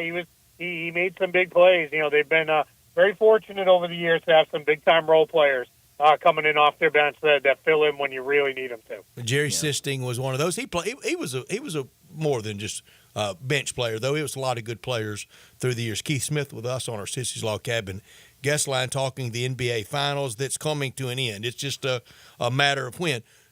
For city officials in Boston, do you think they're hoping they win it on the road? Because there will be parties, there will be celebrations when they win Game 4, instead of maybe the pressure of everything that will come with Game 5, especially with some of our celebrations now around sports, and Boston particularly sensitive to what happened on Marathon Day. Do you think city officials say, yeah, win it down there? Maybe. I think this is going to sound so much like cocky Boston sports fans, but they've done pretty good at doing this over the years, over the last couple decades. Yeah, so I think they're good there. I was shocked to learn they sold out TD Garden for the watch party for Game 3. And it'll probably be pretty similar, I would imagine, for Game 4. People said it sounded like they were watching the game like it was in person in front of them. It was so loud in there throughout the various points of the game. The loudest pop was the Tillman 3. Outside of the Jaylen Brown dunk, people were absolutely losing their minds for those plays. So, they're going to have that to deal with a little bit, whether they win, or not in Game 4, and then if they close it out in Game 5 at home. But, yeah, then they'll, do what they've done in the past, and we fire up the duck boats and let's have a parade. Yeah. Last night in that game, it feels like throughout this playoffs, at least I've heard a lot of people tell me that Luka is not complaining as much, and some people like that. They find it easier to watch Luka when he's not complaining to officials and all of that sort of thing. But it felt like that came back last night with kind of Dallas's backs against the wall. He was complaining a little bit more. He ends up fouling out, and now a lot of people have been talking about his defense. He kind of became a liability last night. Boston started targeting him. What did you make of that discussion now of Luka, bad defense? I kind of wanted to put it off to this guy's clearly not 100%. He's giving a lot offensively and maybe struggling a little bit on the defensive end. What did you see with Luka's defense and obviously fouling out last night? Yeah, so there's a handful of things to address there. I think the first part on the complaining is he twice at the end of the first half flopped trying to draw fouls, didn't get back, and Boston got 2 baskets. And that, in a way, helped to change the game a little bit. Celtics could have very easily been down 5, 6, 7 points, and instead we're only down 1. So that's problem number one. We've all seen the plays, too, where he thinks he should have got a call, didn't, a score goes in, he grabs the ball, talks to the referees, and then he finally starts bringing it up the floor. It's just a constant conversation going on with the refs, and And we know NBA referees, if nothing else, they're sensitive. They're going to let you have it if that's kind of where it goes. So now, then when we get to the defensive side, I am fully respectful of the very, very, very best offensive players are rarely the best defensive players because they have to carry such a huge load on offense that their teams don't want them necessarily putting in the same level of effort on defense because they know you can't. There's a finite amount of energy and effort you can put out. That said, his defense is miserable. Yeah. Like there are times he's not even trying. And I respect the fact that he's hurting, but you're not feeling good on one end to do your whole, dribble package, step back threes, and That's a good drive point. by guys, and on the other end can't move your feet. That's a good point. I think the issue now going forward for Dallas is, I think what you have to own is Luka is no longer a playmaking guard. He is a playmaking forward and probably a playmaking power forward because he can't defend on the perimeter. They can no longer continue to put these lineups out there that are, all right, Luka is going to be the point guard, and we're going to play with two traditional bigs and another forward, and then Kyrie Irving. You have to start to tweak your roster construction to be, we have to put Luka on big because the one thing he's extremely strong. He's got a great base. I think he can hold up there pretty well. He's obviously not going to get in there and start blocking shots and the like, but he's a good rebounder. I think you could be fine with him in that position. The problem is it's just not where they've been at any point. Do you see some young Dirk, and good and bad, in Luka Doncic? Because I can remember Dirk early. He was kind of checking for blood and wanted to be a little tempestuous and a little bit petulant. Do you see some signs of that in Luka? Yeah, maybe a little bit. I don't think Dirk ever was quite the complainer Luka is. Luka hit the NBA day one and started barking at referees, I think, because he's been doing it since he was 14 years old, playing as a professional over in Europe. And he just, I think, kind of came in with, hey, I'm going to do the same sort of stuff here. And it was very public. A year ago, Dallas was like, you got to stop. Like they went public with, we talked to him about it, we're going to try to be better and all this stuff. And that's where I think you also lose a lot of people because people don't want to hear that. People don't want to hear the whole, all right, I'm going to be better. And then when you don't show it, you really lose people. But, yeah, there might be a little bit of something in there with that where, maybe that's the guy who needs to sit him down and say, hey, it's got to stop. It can't continue this way. Yeah. Talking to Keith Smith. He joins us every single week to talk the NBA from Spottrack and the Front Office Show. Well, before last night's game, it was a very sad day. A lot of tributes coming out after the news yesterday morning of Jerry West's passing. What did you make of that news and seeing all of those tributes yesterday leading up into Game 3 last night?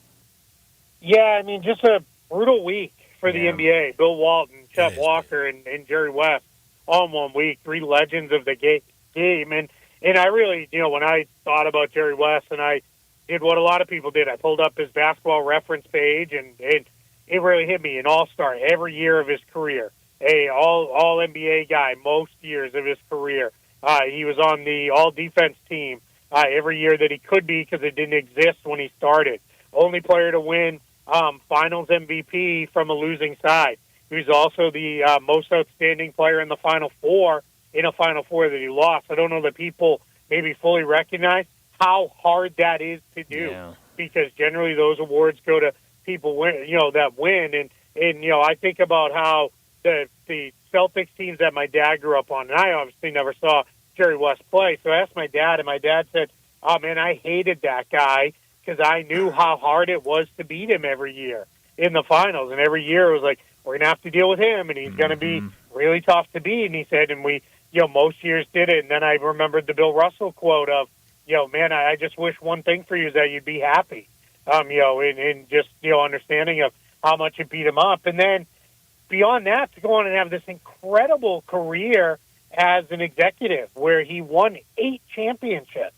And I know for y'all there in Memphis was a huge part of bringing the Grizzlies to a whole different level of team. The Grizzlies had been okay, and they were finding their way a little bit, but Jerry West showed up, and all of a sudden it's like, hey, this is real. Like, this is the real deal here now, and took them to a whole different level. Then, obviously, his work with the Warriors and the Clippers, in addition to all his great years with the Lakers, just an absolute incredible life through basketball for Jerry West. What was his biggest accomplishment? Number one, with a resume that you could argue as accomplished as any ever in the sport, maybe in any sport, playing and front office, what was his number one accomplishment?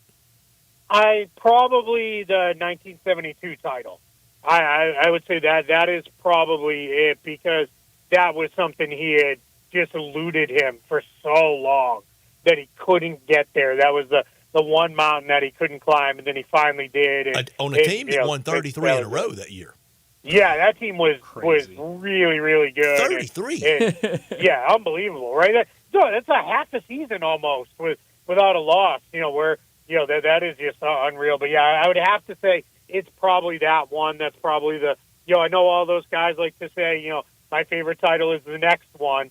But I bet, when you get him, if you can get him to sit down and admit it, that one probably meant the most. I wonder if any documentation of when the first time he saw a young Kobe Bryant play. We know he probably knew well Jelly Bean Joe Bryant. I wonder when the first time he went to see him as 12, 13, 14-year-old and go, I'm going to keep track of this guy.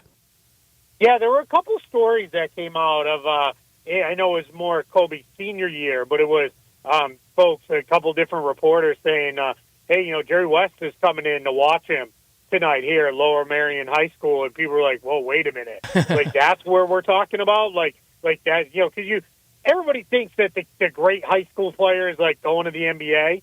But then when the NBA guys show up, it's like, whoa, okay. Like, then this is a real deal. And just, he basically, along with Arntellum, orchestrated. I think Bobby Marks told the story really, really well, that with the Nets, they wanted to draft him. And they were like, don't do it. He's not going to play for you. He's going to Italy. To play one place and one place only. Cal had a role in that with the Nets, too. John Yeah, Calipari. absolutely, yep. Yeah, there's and a very Cal tries to run from that now and blame it on everybody else, but that's Cal. There's a very famous picture, too, that Kobe liked to share in the latter end of his career. He shared it very much when he played his final game in Boston. It's him in a Celtics uniform at a workout with the Celtics pre-draft. And he kind of tongue-in-cheek said, oh, man, imagine if this is how it had gone. And that was pretty funny with Kobe there. And when people wear the jerseys, and I love when others do it. Keith, I just really can't pull off that look wearing one of one of those jerseys.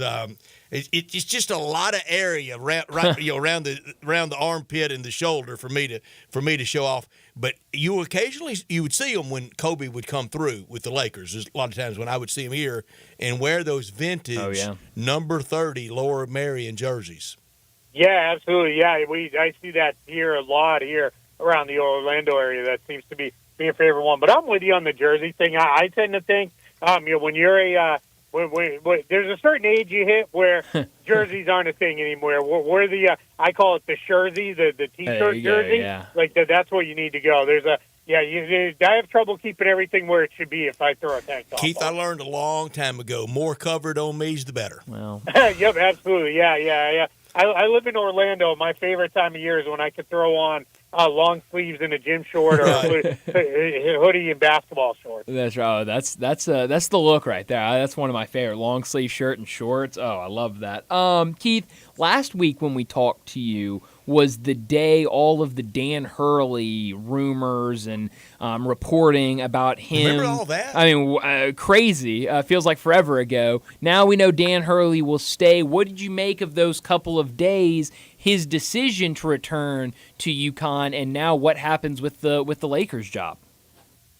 Yeah, so I don't love the way it's kind of being positioned that Dan Hurley just used the Lakers and Woj aided him in that and all those things, because I think it was serious. I think there was a level of seriousness, and I think one of the things that the first rule of salesmanship is can't let him leave. Right, you got to seal the deal, and the Lakers let him leave. They let him get out of the building, and now they're in a spot where they didn't get him. And I don't I also am not loving the whole idea of, well, now we're back to J.J. Redick. I think there was a case of, hey, we're making our push at the one guy we might get, and if we got to kind of try for the dream candidate in Hurley, and if we can't, we're very happy with J.J. Redick.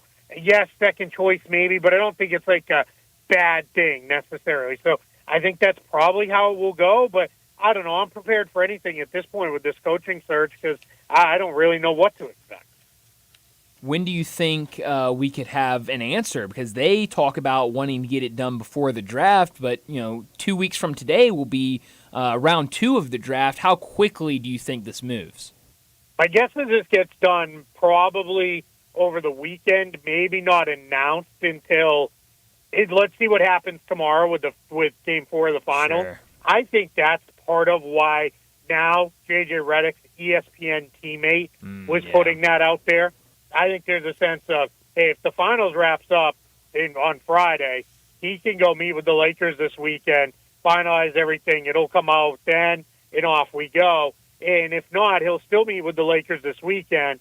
He'll work Game 5, and then we'll get the official thing if Boston closes it out in 5. I think there's a little bit of a, hey, let's be cautious here, because the last thing anybody needs is J.J. Redick takes the job, has to call a game after, and he says, man, Xavier Tillman's having a great impact. It's like, oh, Lakers folks tampering. Like, nobody wants to deal with that nonsense. No, that sounds awful. All right, last thing for you, Keith. What happens tomorrow night? Does Boston end this in a sweep, or do we get a Game 5?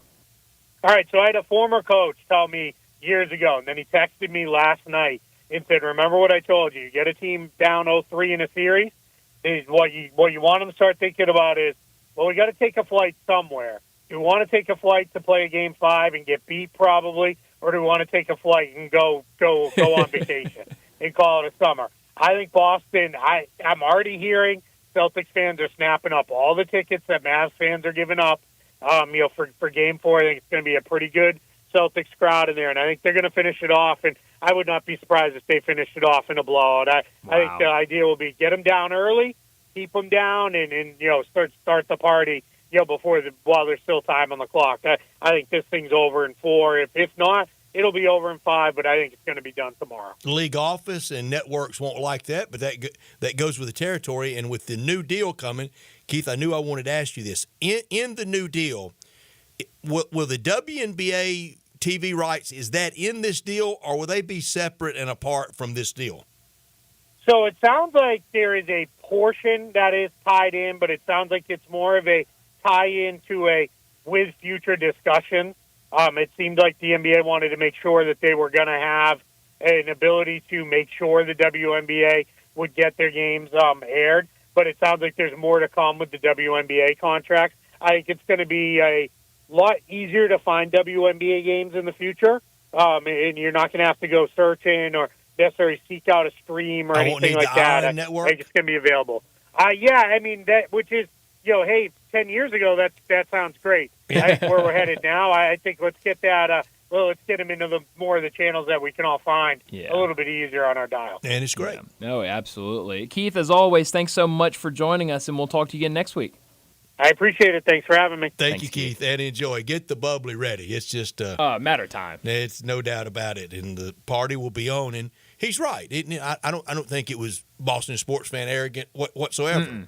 They got it down, but we want safety for everybody. Well, and that's, ultimately the sad thing, Brett, when you first brought that up this afternoon, I had completely forgotten about what maybe trying to block it out of my mind of what happened at Kansas City's celebration. When you mentioned it, it quickly reminded me, and you're right, that's unfortunately... It was not a mass event. It was it was a dispute between people that turned into gunfire that then encompassed mass. And it's so sad that, you have to plan for stuff like Rob that and I now. were on the air the day of the Boston Marathon. Were y'all really? Wow. Shooting, yeah. Wow. I think I was... Guess where I was, Brian? You were right here. I think I was... That day, I believe, I was downtown. I think Memphis baseball and Ole Miss baseball might have been playing. Sure could have been, because it was like a Tuesday in April. Yeah, I think they were playing. I think this was back when they were playing at AutoZone. And I think we went down there with some buddies, and we're going to go catch that game. I'm pretty sure that's where I was. Definitely a sad day, but it's sad that anybody has to plan for this stuff. That same day, just coincidental, and nowhere near the sorrow in Right. Boston. This TV that's right here right Sure. now used to be in that corner. How about that? Desk used to be positioned that way. Sure. And he never batted an eye. It collapsed, and Rob would always have a big 32-ounce tumbler of Coca-Cola. He's doing a spot. Oh, my goodness. It collapsed, hits his Coke. Coke goes everywhere. It was like it turned on a fire extinguisher in here. Holy cow. Never missed a beat. And What a professional. Gave it to the producer to go to the break. I mean, a pro's pro. And then he goes, "What in the world?" I mean, is happening honestly, here? good Lord, that's crazy. Hope that doesn't happen now. Why? I hope not. Talking about the great people at All Star Chevrolet together. Let's drive into summer and let's drive something from All Star Chevrolet. Our friends down in Olive Branch, first exit into Mississippi, Kraft Goodman Road on Highway 78, and you're there. It's where all the new Silverados are. Some mark 12% off invoice. One sweet buyer's market right now.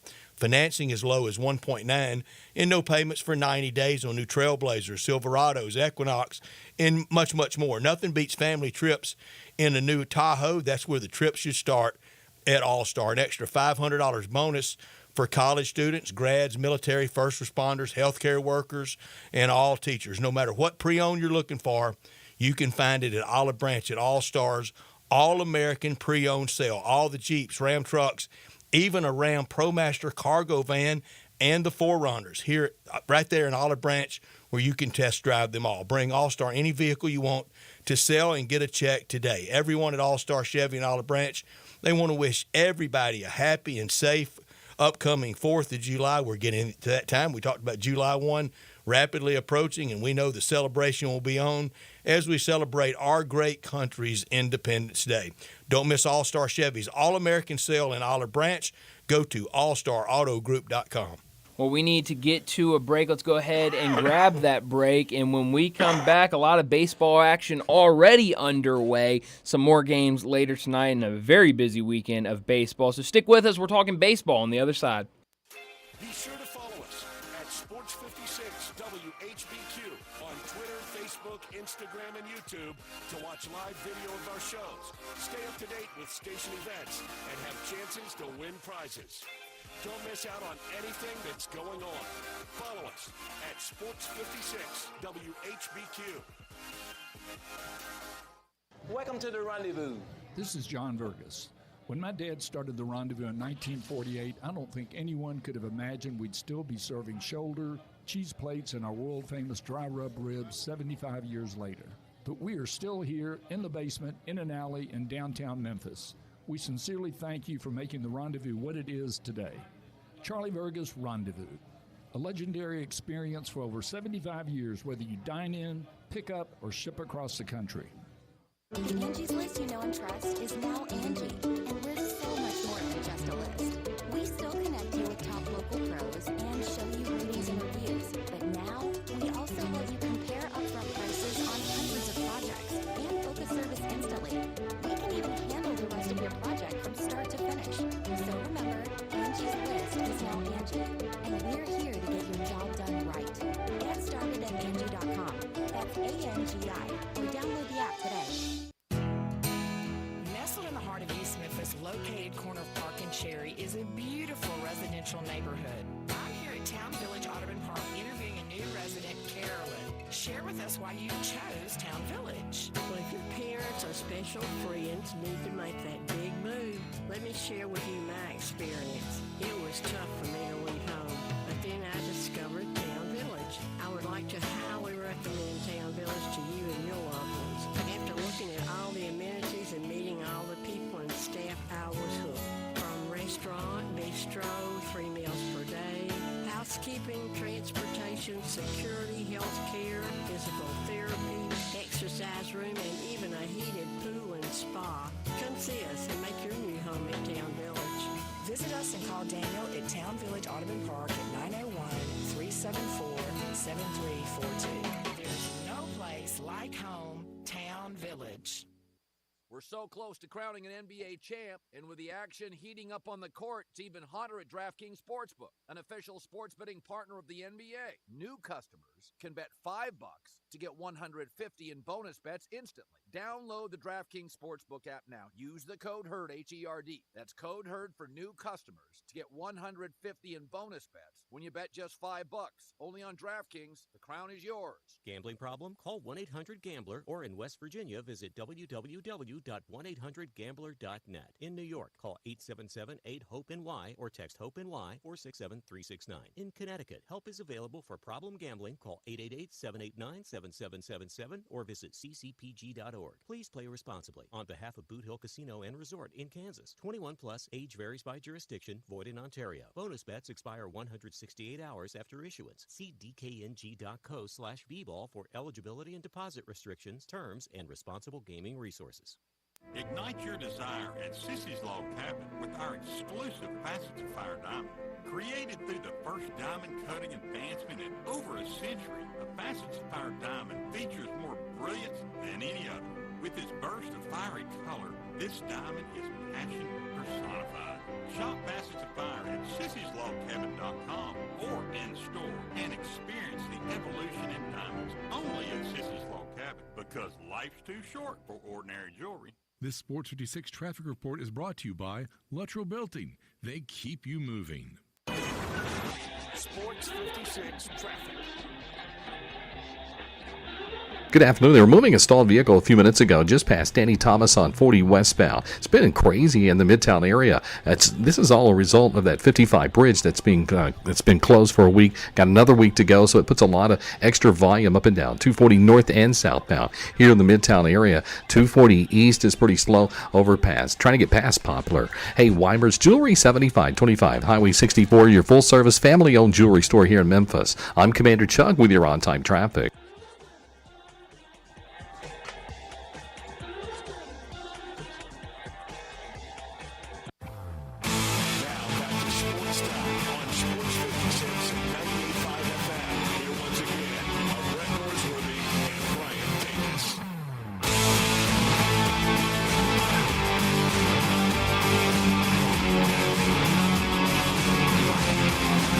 Well, it's a Thursday, so you know what that means in Major League Baseball. A lot of day games, not a ton of action. Sun's out, guns out. Sun's out, guns out. Already a ton of games. Really say that? I only say it mocking people Gotcha. usually, or mocking things usually. I don't think I've ever seriously said sun's out, guns out, but maybe. I wish I had not said it the one time I ever said it. Was that the one time you've That's ever it. said it? Okay, well, hey, you get that one-time pass, Yeah, I guess. thank you. There you go. Cardinals in action. They get the win today over the Pirates. 4-3, I believe the final score was in that one. So, good way to finish the series for them as they get ready this weekend against the Cubs. Mason Wynn, a couple hits. He's over 300. He's if you can say one good thing about this team, it's what Mason Wynn has done this year. He's been great all season. And sounds like getting closer for Wilson Contreras' return. Yeah, which would be huge. Will be. Nolan Arenado, no hits today, but he's around 260. That's better. Get Goldschmidt going a little more. Pitching today, Lance Lynn, 4 innings. About 5's all you really want out of him. Sure, yeah. I mean, you're not asking for him to go out there and give you 7 innings. Then John King came in. John King's gotten some big outs this year. He's been good. He's given them some, and that's the thing. Honestly, Brett, pitching has not been an issue this year. I mean, it has at times, but it has not been a massive issue like it was last year. Last year, the starters couldn't do anything. The bullpen couldn't do anything. Injuries hit. Last year was a disaster. It was a disaster, and so we had one coming and we got it. And we got it in a big way. And so this year does not have to be a disaster. I can't control injuries. Sure, I think the big guys, Arenado and Goldschmidt, will get hotter, but I do want. For as tough as I am on front office and field manager, I want to give credit, certainly to front office. In the bigger, splashier deals over the last couple of years, they've made those work. Sonny Gray has worked. Sonny Gray has absolutely worked. I think until injury, even after last year's rocky start with Wilson Contreras, he ended up cobbling together a good year. He did, and he was really good this year. Unarguably, Goldschmidt winning the MVP of the National League, acquiring him worked. Sure. Arenado has worked. I have said I think Nolan Arenado may be one of the hardest playing Cardinal players I can ever remember. Yeah. So when the front office has gone out there and made those moves, they've worked. Here's the negative. Here's the complaint. Make more moves. Yes. Because in St. Louis, they tell us every year we drew through 1 million. We drew 3 million. We drew 40,000 a game. Well, 40 times 81, that's over 3 million. So let's just use these years. They did it in 18, 19, 21, 22, and 23. We know what happened in 2020. Sure. Our whole lives were wrecked. That's right. They drew 0. That's right.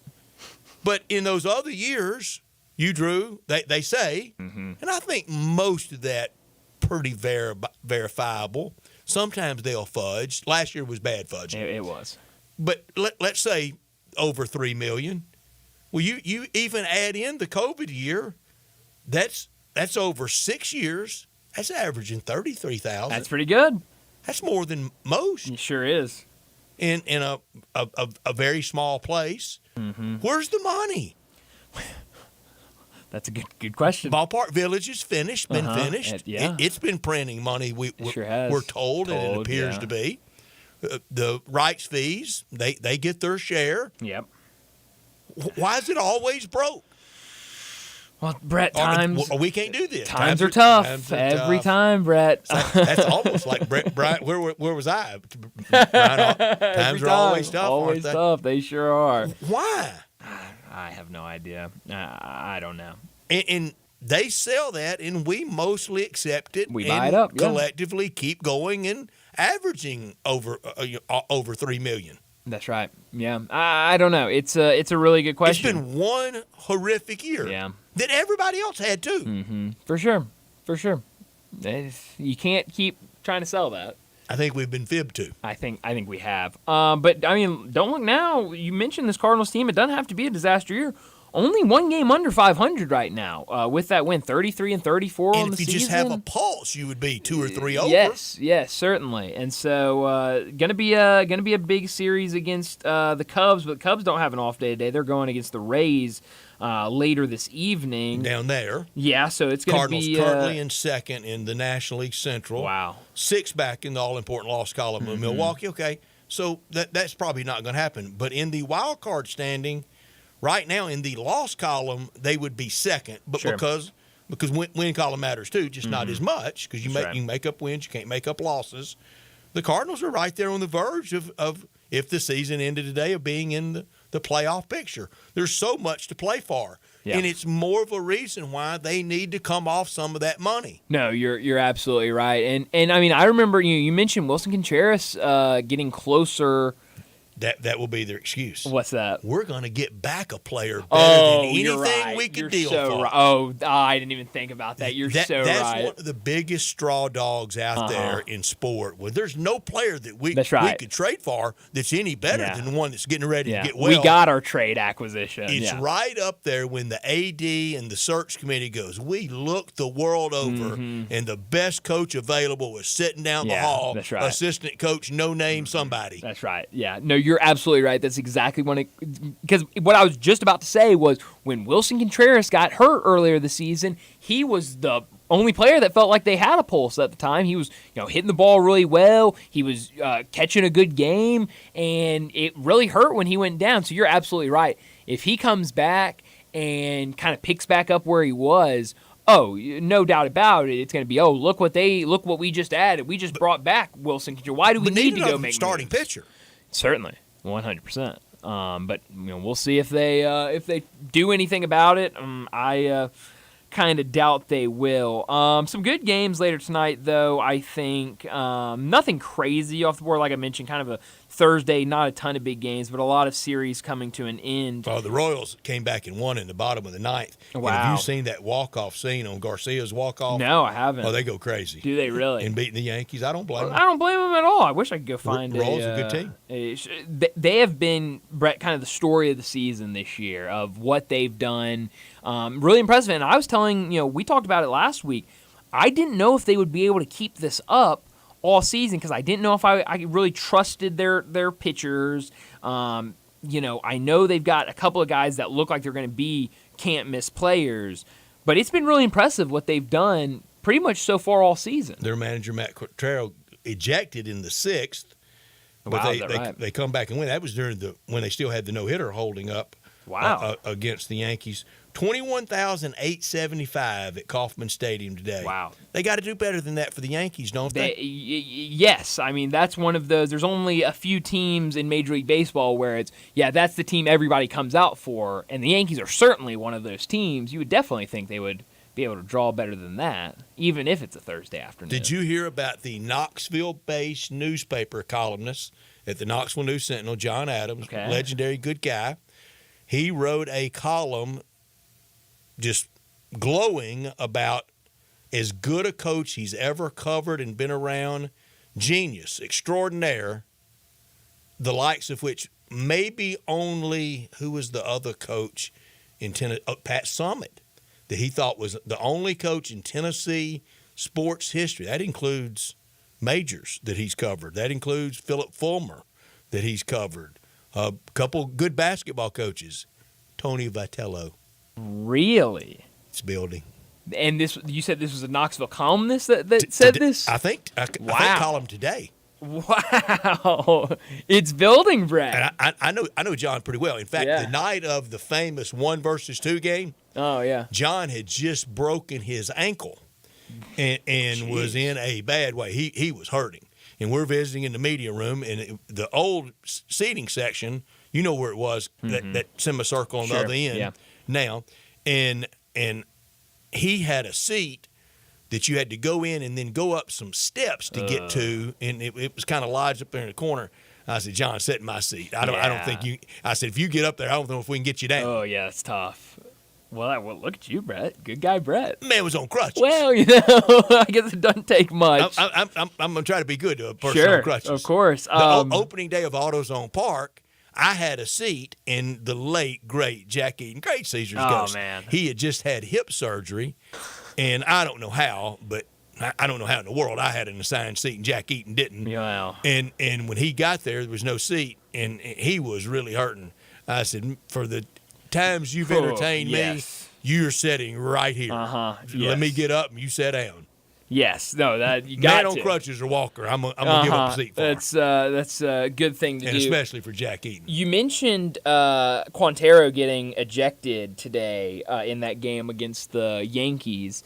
It feels like this week a lot of people have been getting ejected in Major League Baseball. Maybe I'm just noticing it. I saw Lane Thomas got ejected earlier today for the Nationals. I was watching, and we talked about the game, but we didn't talk about this. I was watching the Mariners and White Sox game a couple nights ago when Cal Raleigh, big dumper, hit the walk-off wish you wouldn't shot. say that, but well, okay. It's his nickname, Brett. I mean, so he's up there, and I think he strikes out or something. And this was earlier in the game. I mean, I went Sears Roebuck catalog yesterday. You did. A little different from Big Dumper. Yeah. Dump.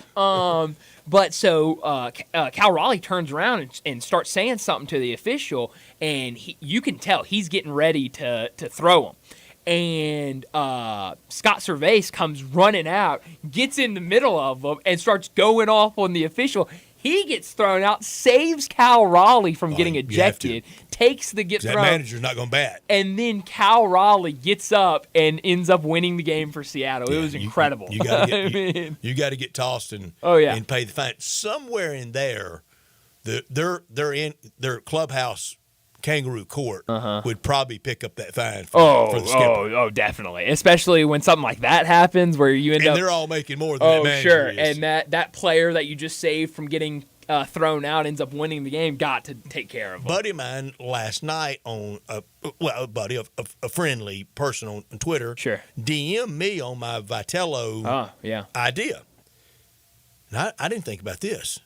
What if Vitello's making more money at UT than the Cardinals would pay? Oh, man. Well, that's that could be the case. It really could be. I don't know that it isn't, but it could be. Sure. No, it definitely could be. And that's a really good question that I don't think you think about. And I do think that if it was, if money was But kind of close I between got the two, crushed with some too. well, that's okay. It's It really is. being bold. I told you, right Can't when you hurt said my it was feelings bold. on X Machine. No, not at all. About nothing can be said that hadn't been said. No, not at all. Wow, speaking of baseball, I have the U.S. Open pulled up, and for some reason, explain this to me, Brett. We're at a major event, and at, what time was it? 4 o'clock. It cut off on USA Network. They ended up showing a movie on USA Network, and now I'm pretty sure the only place you can watch it for the rest of the day is on Peacock. Oh, that's exactly the case. Not a fan, first off, even though I have Peacock. It's fine. I'm not a fan of that. I understand if Do you this have was Peacock on your iPad? I put it up here. Yeah, and so it's in view side. But they just threw up a commercial. There's a documentary coming out about the '90s Yankees, and they've got a bunch of interviews. Showalter, Mattingly. I mean, it looks like it could be pretty good. And Better have Mariano Rivera on it. Oh yeah, well, and I was looking, it looked really, really interesting. So I'll have to keep an eye out for when that comes out. The '90s Yankees, for those great teams, some very innocuous, unknown, no-name MVPs of the World Series. Yeah, John Wetland in '96. Wow. And then Scott Brocious. Well, I think Hideki Matsui was in there somewhere. Ooh. Wow, that's interesting. But Scott Brocious, MVP of the Fall Classic. Wow. So this is the documentary coming out, Bronx Zoo 90, Crime, Chaos, and Baseball. That's the Yankees. That sounds interesting right now. That's a title. That's a name for a documentary. It saved Joe Torre. Sure did. It saved him from the derisive nickname I had for him in St. Louis. You know what it was? I don't. He dropped a house on me. Second place Joe. Wow. What a nickname. I hadn't been any different through the years about the Cardinals. I want them to win every game. That's I'm right. sorry. Hey, that's the fandom of it. I love it. Well, let's go ahead and get to a break, and when we come back, it'll be time for Big Number of the Day. We are real sports talk. Sports 56 WHBQ. Available on your radio dial at 560 AM and 98.5 FM, as well as around the world online at sports56whbq.com. Take us with you everywhere by downloading the Sports 56 app. And at home, just say, Alexa, play Sports 56. Wherever you are, stay tuned in to real sports talk. Sports 56 and 98.5 FM.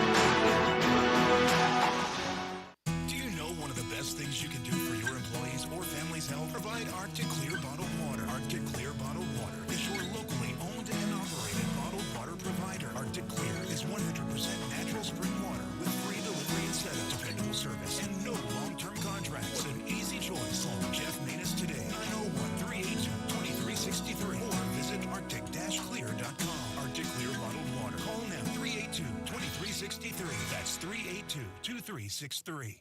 I think a lot about golf, and when I think golf, I think Miramichi. Did you know Miramichi Golf Course offers membership? It's a great way to play more golf for less out of pocket. Their memberships run for $300 a month plus tax, and that includes unlimited rounds and range balls, no extra card fees, priority tee time booking, and discounts in the pro shop. Oh, by the way, there's no initiation fee. Miramichi green fees, they'll allow you to choose the right rate at the right time on the right day for your needs. If morning tee times are more important, you can book up to 14 days ahead of time to reserve your spot. If rate is more important to you, there are discounted evening rates available that you can choose from. You'll find the lowest rates on Tuesday through Thursday afternoons. Sometimes you just need to escape the hustle and bustle of life. Miramichi Golf Course provides just the right place to solve that need. The name Miramichi means place of happy retreat. When you need a quiet, peaceful round of golf, please make your way to Miramichi.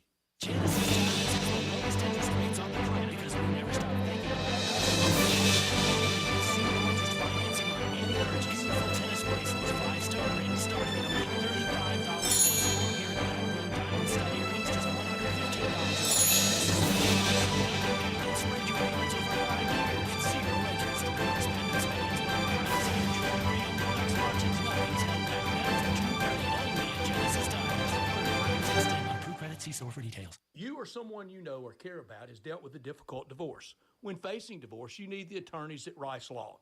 Nick and Larry Rice lead the firm with 3 generations and 7 decades of experience. Located in Memphis, serving the entire state of Tennessee and North Mississippi. Rice Law is who you need to call. Simple or difficult divorce, they know how to handle it. Call Rice Law at 901-526-6701, or for more information, visit them at aboutdivorce.com. That's aboutdivorce.com. Take your basketball shooting and passing skills to new levels at Shoot 360 Memphis. Shoot 360 is a revolutionary basketball training facility that combines cutting-edge science and technology and provides instant objective feedback with actual hands-on, one-on-one expert coaching that will help make you the best basketball player on any court. You've heard about Shoot 360 in Collierville. Well, coming this July, Shoot 360 will have another bigger location in Cordova. Shoot 360 in Collierville and soon in Cordova will transition from 3- and 6-month memberships to a monthly membership model. And yes, you can become a member at both locations. Whether you're an aspiring young talent or NBA player, all skill levels use the Shoot 360 basketball program to learn proper shooting techniques, improve their fundamentals, and gain a competitive edge. Shoot 360 Memphis. Call them today at 901-316-5500. That's 316-5500. Or visit them at 85 Market Center Drive in Collierville. And coming in July to Cordova. The future of basketball training is here. Shoot 360 Memphis. Now back to Sports Time on Sports 56 and 98.5 FM. Here once again are Brett Norsworthy and Brian Davis.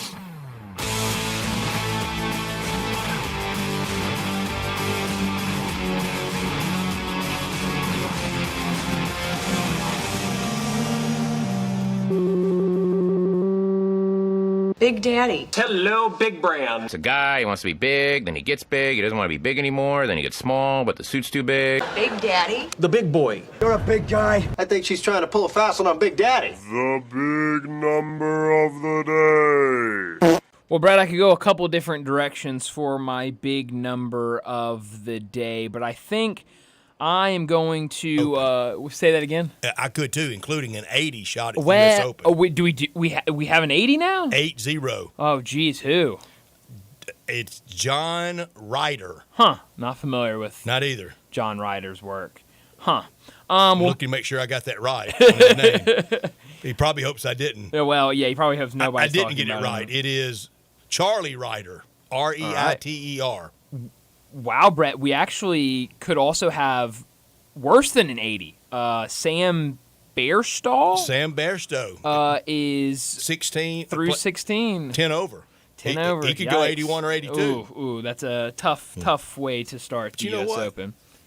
I think I always say I was in the U.S. Open. Oh, that's right, and I can assure you, back in Memphis weren't. And I can assure them that I would not shoot an 80 at Pinehurst number 2. I said best amateur player in town. I don't know who that is anymore. Yeah. I used to. You think they'd break 90? Break 100? I don't know. I don't think so. Know, man. I want to give them credit, but whoo boy, it looks impossible. I mean, when you're seeing the best golfers in the world struggle on this course, Scotty Scheffler, that hadn't missed a beat, is 1 over right now. A guy named Phil Mickelson shot 79. Yes. I mean, that's incredible. I think he'd beat you. Sure. 10 or 11 strokes, don't you? For sure. That's 90. Oh, yeah, that's a good point. My big number today is the number 21. At 21, Blackjack. There you go. At 21 years and 54 days old, Padres outfielder Jackson Merrill is the youngest player in Major League Baseball history with a multi-home run game that includes a walk-off home run. He did it yesterday in San Diego's preseason rookie of the year in the senior circuit. You're absolutely right. It was. He did that yesterday with San Diego. They got the 5-4 win over the Oakland Athletics. My big number is 12. 60,000 people last night at Gillette Stadium. And that's why the Celtics were playing in the NBA Finals on TV. And, oh, by the way, 33,000 at Fenway. You're talking about a great sports town with a lot of people. 60,000 at Gillette last night to watch number 12 get retired for TB12. We're going to have a lot of ceremonies for him. Of course. Building to ultimately him getting into Pro Football Hall of Fame. At Canton someday, he was honored last night. He's the biggest winner in the NFL history. You can argue all the best player, best quarterback stuff ever. You go to rings, and he's got a whole house full of them. Number 12's already retired in the NFL. Buffalo with Jim Kelly, Bob Greasy in Miami, Joe Namath and the Jets. So that means the entire AFC East Wow. has Holy now honored cow. number That's 12 crazy. for someone. John Brody for the 49ers, number 12 is retired. In Seattle, the ubiquitous 12 Sure. for 12th man for the fans there in Seattle, it's been retired. And in Dallas, it's not a retired number, but the ceremony for the Ring of Honor for Roger Staubach. 12 it hadn't been retired for Terry Bradshaw. Yeah. The Steelers, they've only retired 32 for Franco Harris, 70 for Ernie Stautner, and 75 for Mean Joe Green.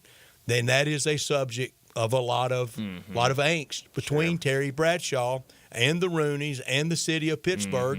He had always felt like he wasn't appreciated enough, and now this long, they should do that for him because time's marching on for Terry Bradshaw. Oh, absolutely, and I definitely think should have that number retired. So I don't blame him for being a little upset. But their comeback and kind of that argument is, okay, when we honor him, we did Franco from that era. Yep. And we start doing everybody from that era. You had Joe Green, then you're talking Lynn Swann, you're talking John Stallworth, you're talking Mike Webster, you're talking Mel Blount, Dwight White, Andy Russell, Jack Lambert.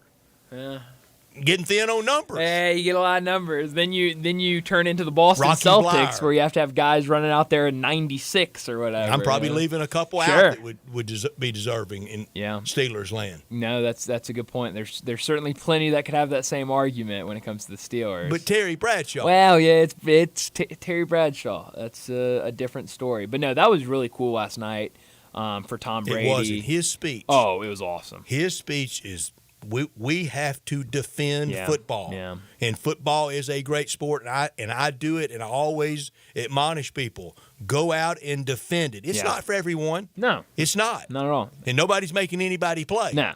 But it is a great sport, and we're playing it safer now than we've ever played it. And I know there are head and neck injuries from football years, but we're trying to fix that. Yeah.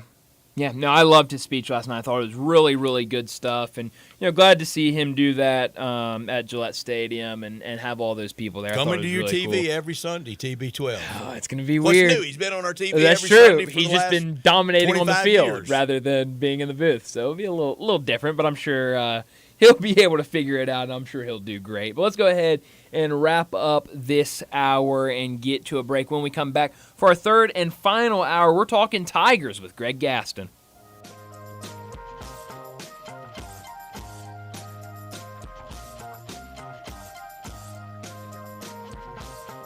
I'm Gary York. I'm the service director at Lexus in Memphis. Our service department wants to be more than just a place where you get your oil changed. We do glass repair, windshield replacement, recalibration of your camera and sonar systems, even wheel repair, tire replacement, all the things you would expect from a luxury automotive dealer. Please check out our website. You can schedule your appointment, check out our specials, hours of operation, or if you'd like to do it in person, please reach out to one of our associates at 901-271-5199. Hi, this is Jim Stovall with Corky's Barbecue. We have been serving up our legendary barbecue for more than 39 years, right here in Memphis, Tennessee. Whether you're dining in, picking up in our drive-thru, or serving our famous barbecue at your office or home. With Corky's Party Pack, you are the hit of the party. Barbecue pulled pork, baked beans, coleslaw, barbecue sauce, and buns, starting at only $8.49 per person. And as you know, we send plenty of food. You never have to worry about running out of the store. Corky's Barbecue. Hi, this is Jim Stovall with Corky's Barbecue. We have been serving up our legendary barbecue for more than 39 years, right here in Memphis, Tennessee. Whether you're dining in, picking up in our drive-thru, or serving our famous barbecue at your office or home. With Corky's Party Pack, you are the hit of the party. Barbecue pulled pork, baked beans, coleslaw, barbecue sauce, and buns, starting at only $8.49 per person. And as you know, we send plenty of food. You never have to worry about running out of the store. The times they are a-changing. Bob Dylan's song is even more meaningful today in the real estate industry. This is Sheldon Rosenberg with Mark's Pennsdorf Realtors. And in the months to come, if you decide to sell your home, you better have a knowledgeable agent to guide you through the changes that are taking place. As I tell people, it's not that you don't know the answers, you don't know the questions. So, if you or someone you know is thinking of selling, talk to 2 to 3 experienced real estate brokers to guide you through the changes, but make sure that I am one of them. I have a highly successful strategic marketing program that can mean the difference in when you sell and what you make. We're also affiliated with leading real estate companies of the world. A relocation network that means added exposure for your home from buyers moving into the Memphis area. Find out why people often say that when you want the job done, all shell done. You can reach me at 483-0546 or memphisrelocate.com. That's memphisrelocate.com or 483-0546.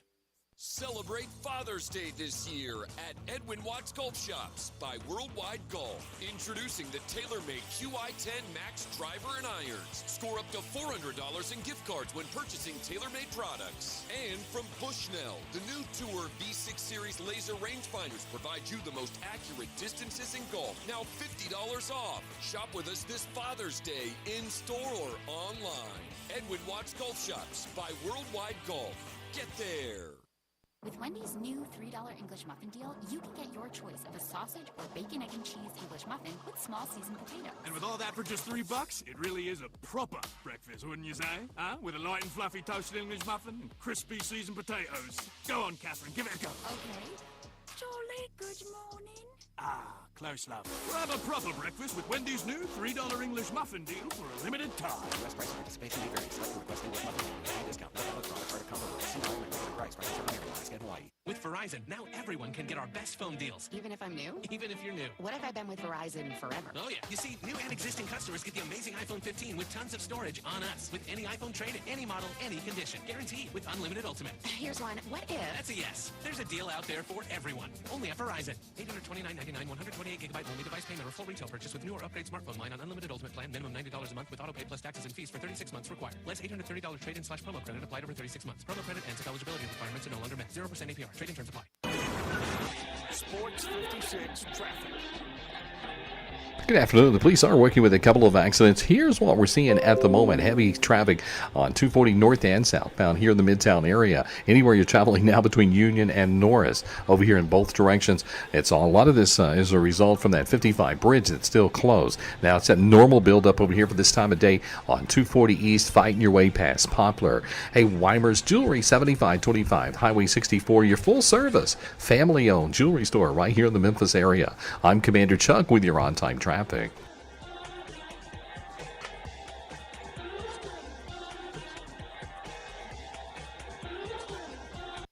are Sports 56, WHBQ Memphis, and W253DF Memphis, Flynn Broadcasting Stations.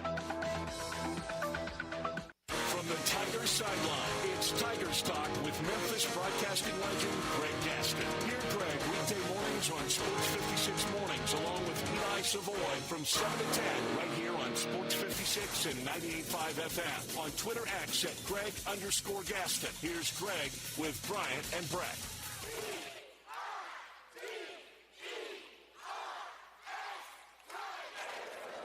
Greg Gaston joins us now like he does every week to talk Tigers. You can listen to him every single morning with Sports 56 Mornings with Greg and Eli from 7 to 10 a.m. Greg, thanks so much for joining us. A lot of different places we could start when it comes to Tigers athletics. I'll start on the basketball side where yesterday we started to get some reports. I believe a Louisville assistant coach was on a show and mentioned that they were in the works to get a series started with the University of Memphis. So it looks like a home and home at the very least with Louisville could be on the table very soon. What did you make of that and maybe getting that rivalry back going?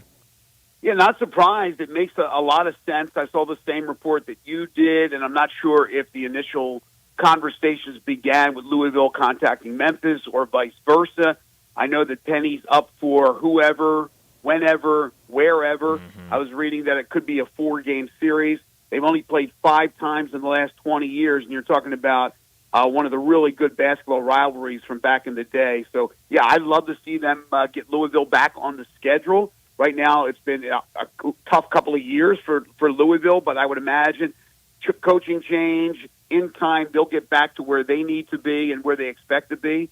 And I think a lot of fans would love to see that series renewed. Greg, in your long, great run here in town, what do you think's the biggest rival for Tiger basketball? Oh, boy, that's tough. Let's see. Well, you'd have to go all time because in the conference, now UAB's back, but you'd have to look at like the all-time series. Cincinnati, I would still think would be number one, and Louisville right there as well. Okay. I think maybe 1A, 1B, but Cincinnati and Memphis played some prominent tournament games and really important conference games, but they did with Louisville as well. And a lot of those games that were happening before I even got here, but I read about the history and some of the games that Penny was involved in. But I would go Cincinnati and Louisville right there neck and neck. It's just tough that you're not going to see that on an annual basis, let alone every once in a while. But now with this Louisville news, that could be certainly good news for fans of both programs because they know the history, they know the rivalry. And Memphis UAB is not a bad one, and now obviously that's back because of UAB's return to the conference that Memphis is in, now being the American Conference. So we'll be able to see those games home and home each and every year for the imaginable future. In my time following and covering Tiger basketball, I would say Louisville 1, Arkansas 2, and Tennessee 3. Yeah, see, Arkansas is really a lot of that. Now, some of those games happened when I was here, but a lot of that happened before me. But there's great history with Arkansas. And Tennessee, yes and no. It's become so soured now in recent history, more so coming from the Barnes side of things. I'm not going to put the total blame on him, but he doesn't want to play Memphis. He doesn't care about the series, the rivalry. He doesn't look at the history. Penny, if he had his druthers, I'm sure would want to play every single year. Unfortunately, it soured with the situation in Nashville that never materialized. But, yeah, there's a lot of history there with Memphis and Tennessee. In a perfect world, you'd love to see Memphis and Tennessee on the basketball court play all the time. You would like to see every once in a while, every blue moon, a football game, which hasn't taken place in a long, long time. And then, of course, there's Memphis and Ole Miss, and they've built up a nice little rivalry, a regional rivalry over the years as well. But, you go back to those conferences that they were together in, Memphis, Cincinnati, and Louisville, and most recently with Memphis and Cincinnati in the American Conference.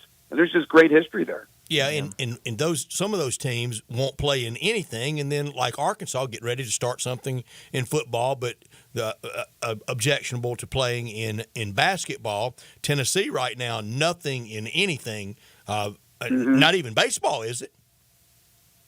Well, not this past season, so I'm not sure what the future holds as far as baseball is concerned. But you're right. There's nothing on the books, and that's a shame. You have states like in North Carolina where the Congress get involved and say the state legislature, the state legislature certainly where they are demanding. I don't know how much of it can happen through politics, but North Carolina needs to play every once in a while. Some of those smaller schools in the state, North Carolina State, the same thing. I hate that politics and people like that would have to get involved in something like that. It just makes too much sense to play every once in a while, Memphis and Tennessee, but there seems to be sour grapes, and again, most of it coming from the side on the eastern part of the state. And for Ole Miss plays in basketball and in baseball, but it doesn't look like anything's going to happen again for a long, long, long time in football. So I'm glad Louisville wants to play and amenable to playing home and home. That's the way it should be. We don't need any neutral stuff. We don't need to meet them in Nashville. Met them in Nashville once very famously for a neutral game that was totally bogus and at the end of the 72 season. That year, Greg, in the Missouri Valley Conference, the Tigers and Louisville finished with the same conference record. Okay. So we go to next tiebreaker. That would be head-to-head, right? Mm-hmm. Tigers beat them both times. The Missouri Valley still said it was a tie and should be a game to play. You play off in a game to break the tie. And that was when one bid going to the NCAA tournament. That was to the conference champion. So they came up with that ham-handed game at Vandy's gym, and Louisville won the game. Not only does Louisville go to the Final Four, go to the tournament, they go to the Final Four. You could very well, Larry Finch would have gone to Final Fours in his junior and senior year without that stuff. Yeah, it's rough, especially rough when they kind of do a makeshift rule there at the end or change things around. I don't know. You're not going. I don't think you're going to get away with that in this day and age. But that's a tough way. That was Denny Crum's work, and that's when he became public enemy number one here. Yeah. Well, it's tough, I think, now to get away with something like that. But man, oh man, that's a tough way to not. I was 10 years old, and I could figure it out. You play twice and win, you're the champion. That's right. Yeah. Now, would you have an issue, Brett, if it was? I hear what you're saying about the neutral site games, and I'm not a big fan of the neutral site game, but I know I'll take once it in over a while. nothing. Yes, that was my point. My point was going to be if you had a 3-game series, and I know they're talking 4-game series, but if you had a 3-game series, one in Memphis, one in Louisville, and a neutral site, you would take that over not renewing it, sure. Correct? But they always beat you down with that on the front end of let's do this. No, let's just do it the simple, old-fashioned way. We play home and home, sign a 4-year contract. We go to your gym, you come to ours. Exactly. It makes perfect sense. And we're out there scheduling on the fly during COVID, and now we're back to like it's the Paris peace talks with Henry Kissinger. Exactly. And there's some coaches that just will not play Memphis coming here. They don't want a home and home. They'll possibly play a neutral court game. Now, there's some people that think that John Calipari will have a different frame of mind with Arkansas than he did with Kentucky. I was just going to say that. No chance. He does not want to come here. He does not want to play in Memphis. He might be up for a neutral court game. But again, if it's just a standalone neutral court game, I don't know what you get out of that because Penny is trying to open up a lot of different doors with a lot of different big-name programs.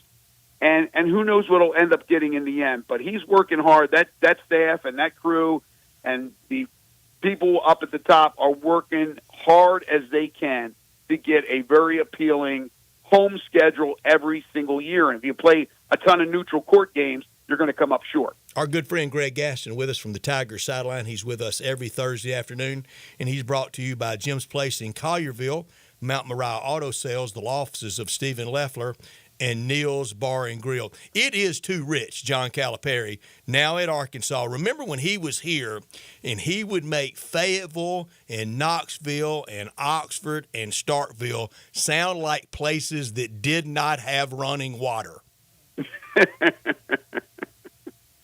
Yeah, I can't argue with that.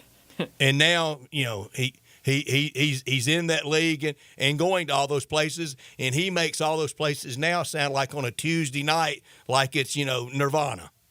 That's what some coaches do, not all coaches do, but when you're with the team you're with, you play them up and you're bigger than maybe what you are, and then you put down other people at your expense, and then you turn around and then you're in that position. It's, you don't want to build up anybody beneath you or who you think is beneath you. Why can't we just be consistent and intellectually honest? No, they're never going to be consistent. It all depends on where they are, what level it is, and the way they describe things. Yeah. Last night we got the news. It looks like Penny Hardaway will add Mike Davis to his staff. And unclear yet what kind of role he'll be in, but Mike Davis spent the last, 8 seasons or 6 seasons at Detroit. Last year, not very good, but has had better years before than 1-31 last year. Had the song going for the Detroit. That's scoring right, record Antoine 2 years Davis a couple years ago. What do you make of hiring a guy that had things rolling at Indiana for a time there, did some good things at UAB, did some really good things at Texas Southern? Certainly a veteran head coach. What do you think of the idea, and certainly looking likely that Penny Hardaway will add him to his staff in some sort of capacity? Quite the resume when you lead a team to a national championship game appearance in 2002, and then you go 1-31 against your Terrapins. Exactly, right. And then you go 1-31, like you guys just described this past season. And that's some highs and that's some lows and everything in between. But Mike Davis has been around the game for a long, long time, and it's really interesting what Penny is doing with this staff. First of all, he's been very mum about it. Whereas in years past, he's been very vocal when he added a Frank Haith or whoever to the staff when they finally were able to bring in Larry Brown after all those issues. And now you have Andre Turner, who's expected to be joining the staff. That's been out there for a couple of months now, I think. And then you have now this Mike Davis news reported by several outlets. And then the only thing I've heard, and again, not definitive because it has not come from Penny or from the school, is that Andy Borman will not be retained. Mm-hmm. But that's still a lot of people that is on this staff or projected to be on this staff. And with Rick Stansbury, again, presuming he's returning, and all indications are that he will, you basically have a 1A and a 1B for Penny Hardaway as far as the lead assistant. Veteran coaches that he can lean on, and Rick Stansbury. I like it. And now Mike Davis. That is great in theory, as long as you lean on them. You have two guys that have been through a lot. But Penny now, he's going into his 7th year, so it's not like Penny They do a lot of is coaches. he's not some freshman coach walking in here and having to lean on guys. Now he's a veteran coach. And to have that experience and now to add two guys who bring different perspectives to the coaching ranks, the rest of that staff, an Andre Turner who's played the game and played at Memphis. My gosh, I mean, you expect that these guys that are now a part of this team will be well coached. They can lean on a lot of veteran knowledge to help them, and hopefully that it means great things. But again, a coaching staff is only as good as those players that go on the court and perform. You can have a lot of big names on your coaching staff. If you don't go out there and win at a high level, it doesn't really matter. But again, to hear that name, I've always respected Mike Davis.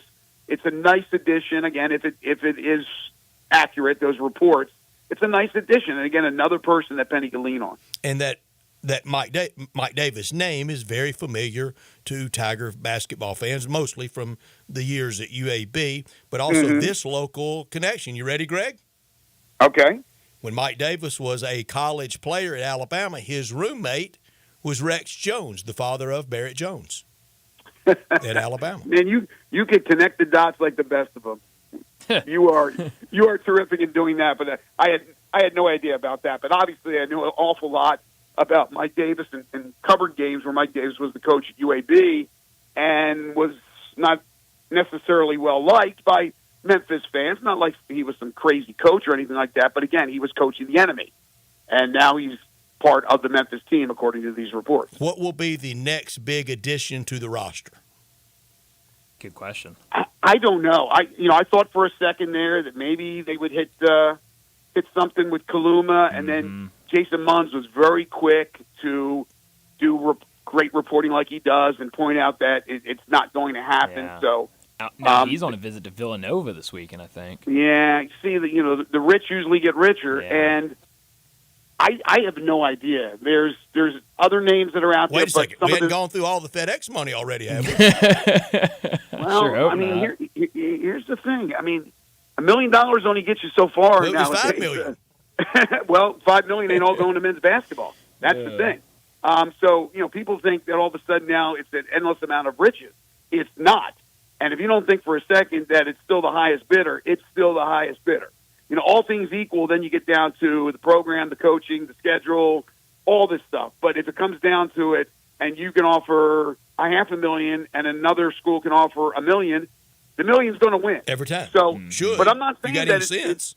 Yeah, but I'm not even saying that. Well, they are not going to get Kalum or a couple of these other guys recently that decided to go elsewhere. That was at least being mentioned with Memphis. I'm not saying it's just. It's who knows? I mean, Memphis may not even been in the running. There's a lot of speculation. A lot of people throw out names, and some hope that it sticks when they throw it out there. Some do have knowledge of the situation. But right now, I have no idea. Your guess is as good as mine. All I know is this. I look at the roster, and maybe this is one of those years where you look at the roster and you're not floored by it, and then they end up being great. 2 years ago, that happened. Yes. That could easily happen. I don't know. I'm not going to sit here and pretend, and nobody should, that they know how that chemistry is going to work with those individuals they brought in. A number of those guys are very talented and performed well at their former schools, but it doesn't mean that the chemistry is going to come together. It also doesn't mean that the chemistry won't come together. But when I just look at it and I see, well, he's a shooter, but this guy's not a shooter, this guy's not a shooter, this guy's not a shooter. Here's your size. Okay, Danger is big. Cissay's big, but Cissay's not an offensive player. The way I still look at it from the outside looking in is, gosh, I would love to see one more wing that can shoot the three and maybe one more big or a combination. So that's the way I'm looking at it. But right now, it is just a blank canvas for Penny and that staff to mold, and I have no idea. It would be irresponsible on my part to just tell you, I'm looking at the roster from the outside right now. I haven't seen these guys, and I don't think this is a tournament team. I have no idea. Greg, one interesting name that's starting to gain a lot more traction the last couple of days is Kalen Boone, the forward from UNLV, 6'8", 200 pounds.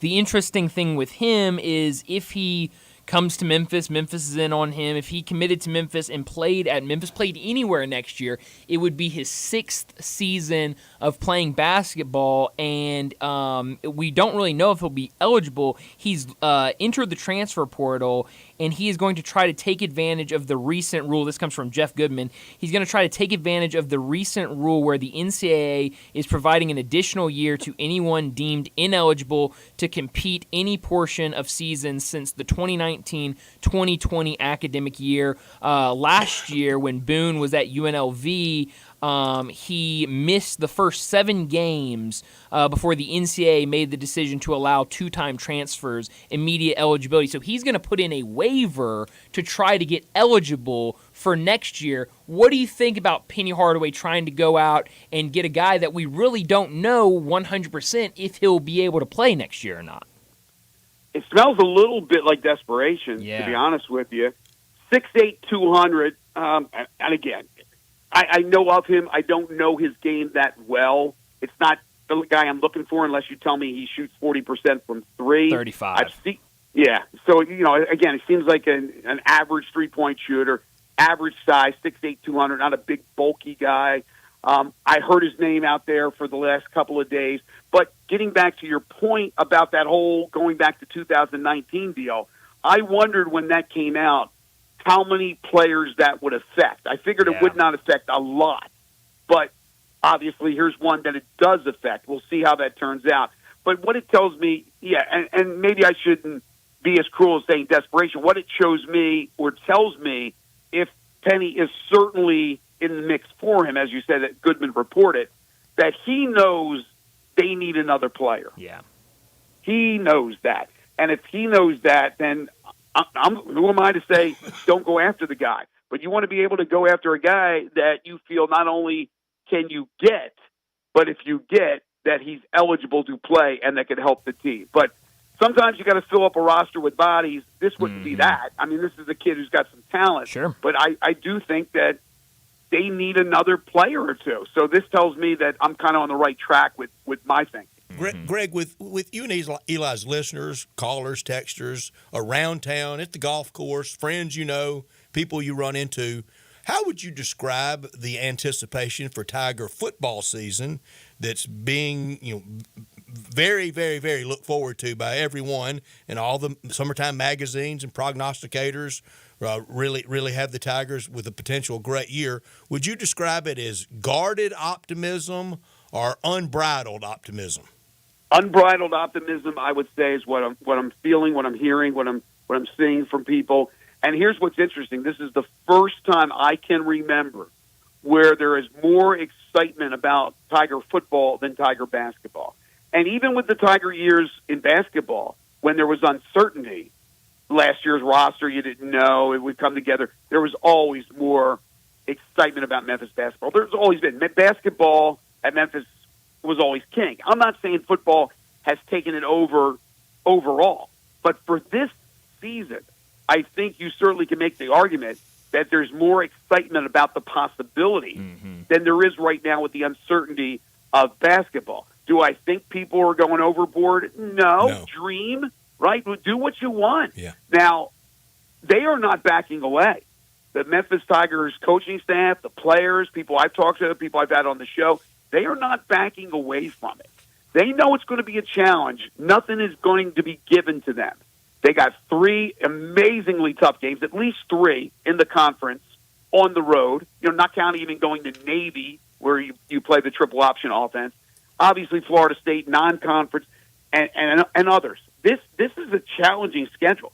But when you have the team that they have put together, when you have a 4-year starting quarterback, and we talk every week about this, there are not too many schools out there in the country that can bode that. And in fact, with Seth Hennigan, I believe he's the only 4-year starting quarterback with the same school that's left in the country.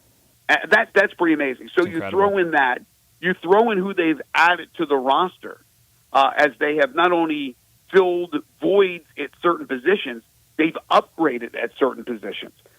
So yes, it's unbridled, Brett. Everybody's talking about it. I love it. I'm not used to hearing this type of talk and enthusiasm about a Memphis Tigers football team. And you go back to when D'Angelo Williams, they were able to win the recruiting war against him. There was excitement, but they were coming from the bottom of the barrel, and then that got was back for an to the bowl. individual.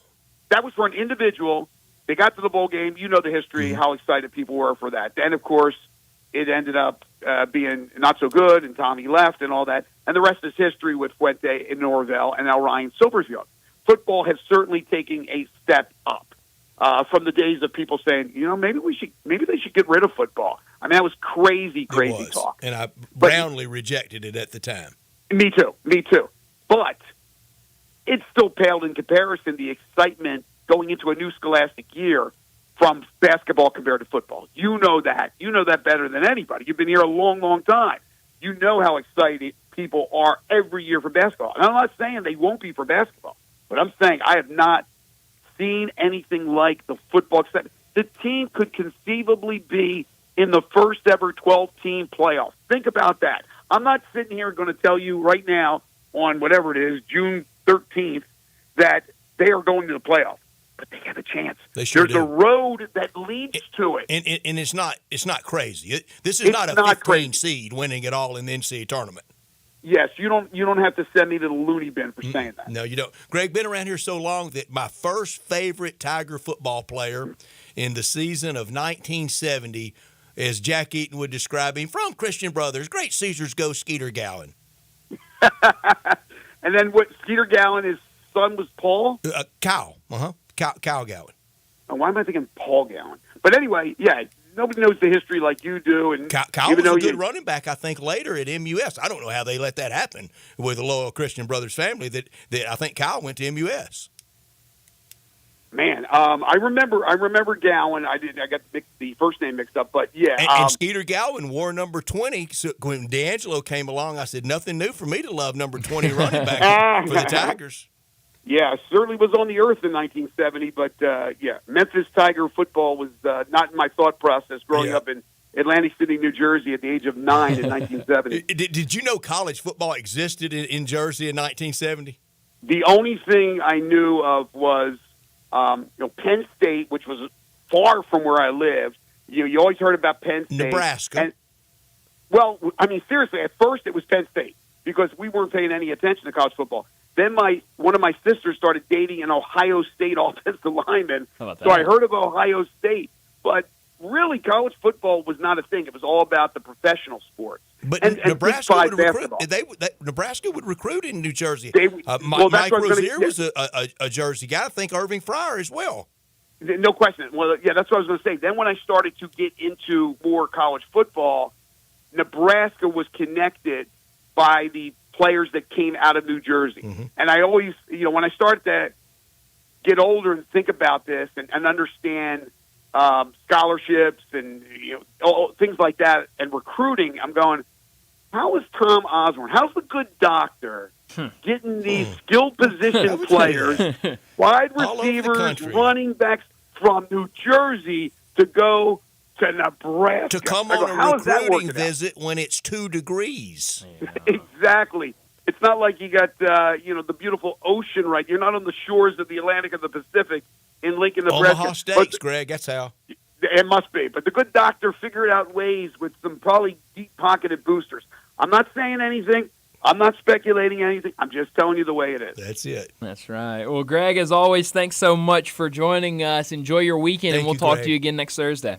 Sounds great. And happy Father's Day to all the fathers out there as well. And to you, Greg, and to your son. Thank you, Greg. Thank you now very much. Greg Gaston joining us every Thursday to talk the Tigers. And even though off-season for both football and basketball is still very busy with everything going on with Tiger athletics. But let's go ahead and grab a quick break, and when we come back, we'll talk about what's trending.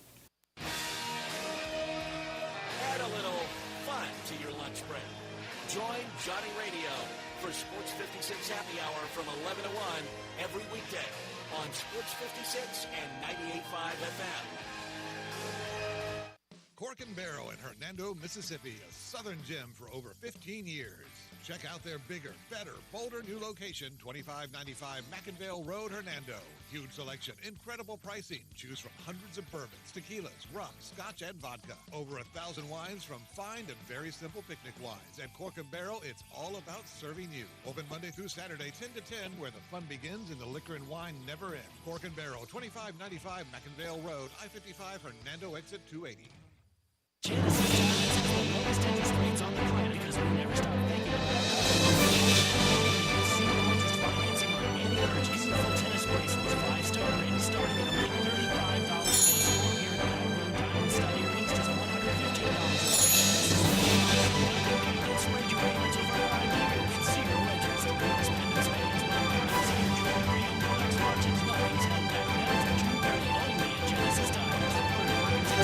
Credit, see store for details. Guns, and more guns. Over 700 firearms in stock. Home defense guns, old guns, new guns, used guns, big guns, little guns. Every gun you can think of, Classic Arms has them. All brands like Glock, Sig, Colt, Ruger, Smith & Wesson, Browning, Beretta, Benelli, Remington, Winchester, and more. Guaranteed lowest prices in town. Only gun importer in the Mid-South. Free gun inspections and appraisals and free bore sighting for the upcoming deer season. Shop online at ClassicArmsofMemphis.com or visit Classic Arms at 1740 Germantown Parkway behind Quicky's Barbecue in Cordova.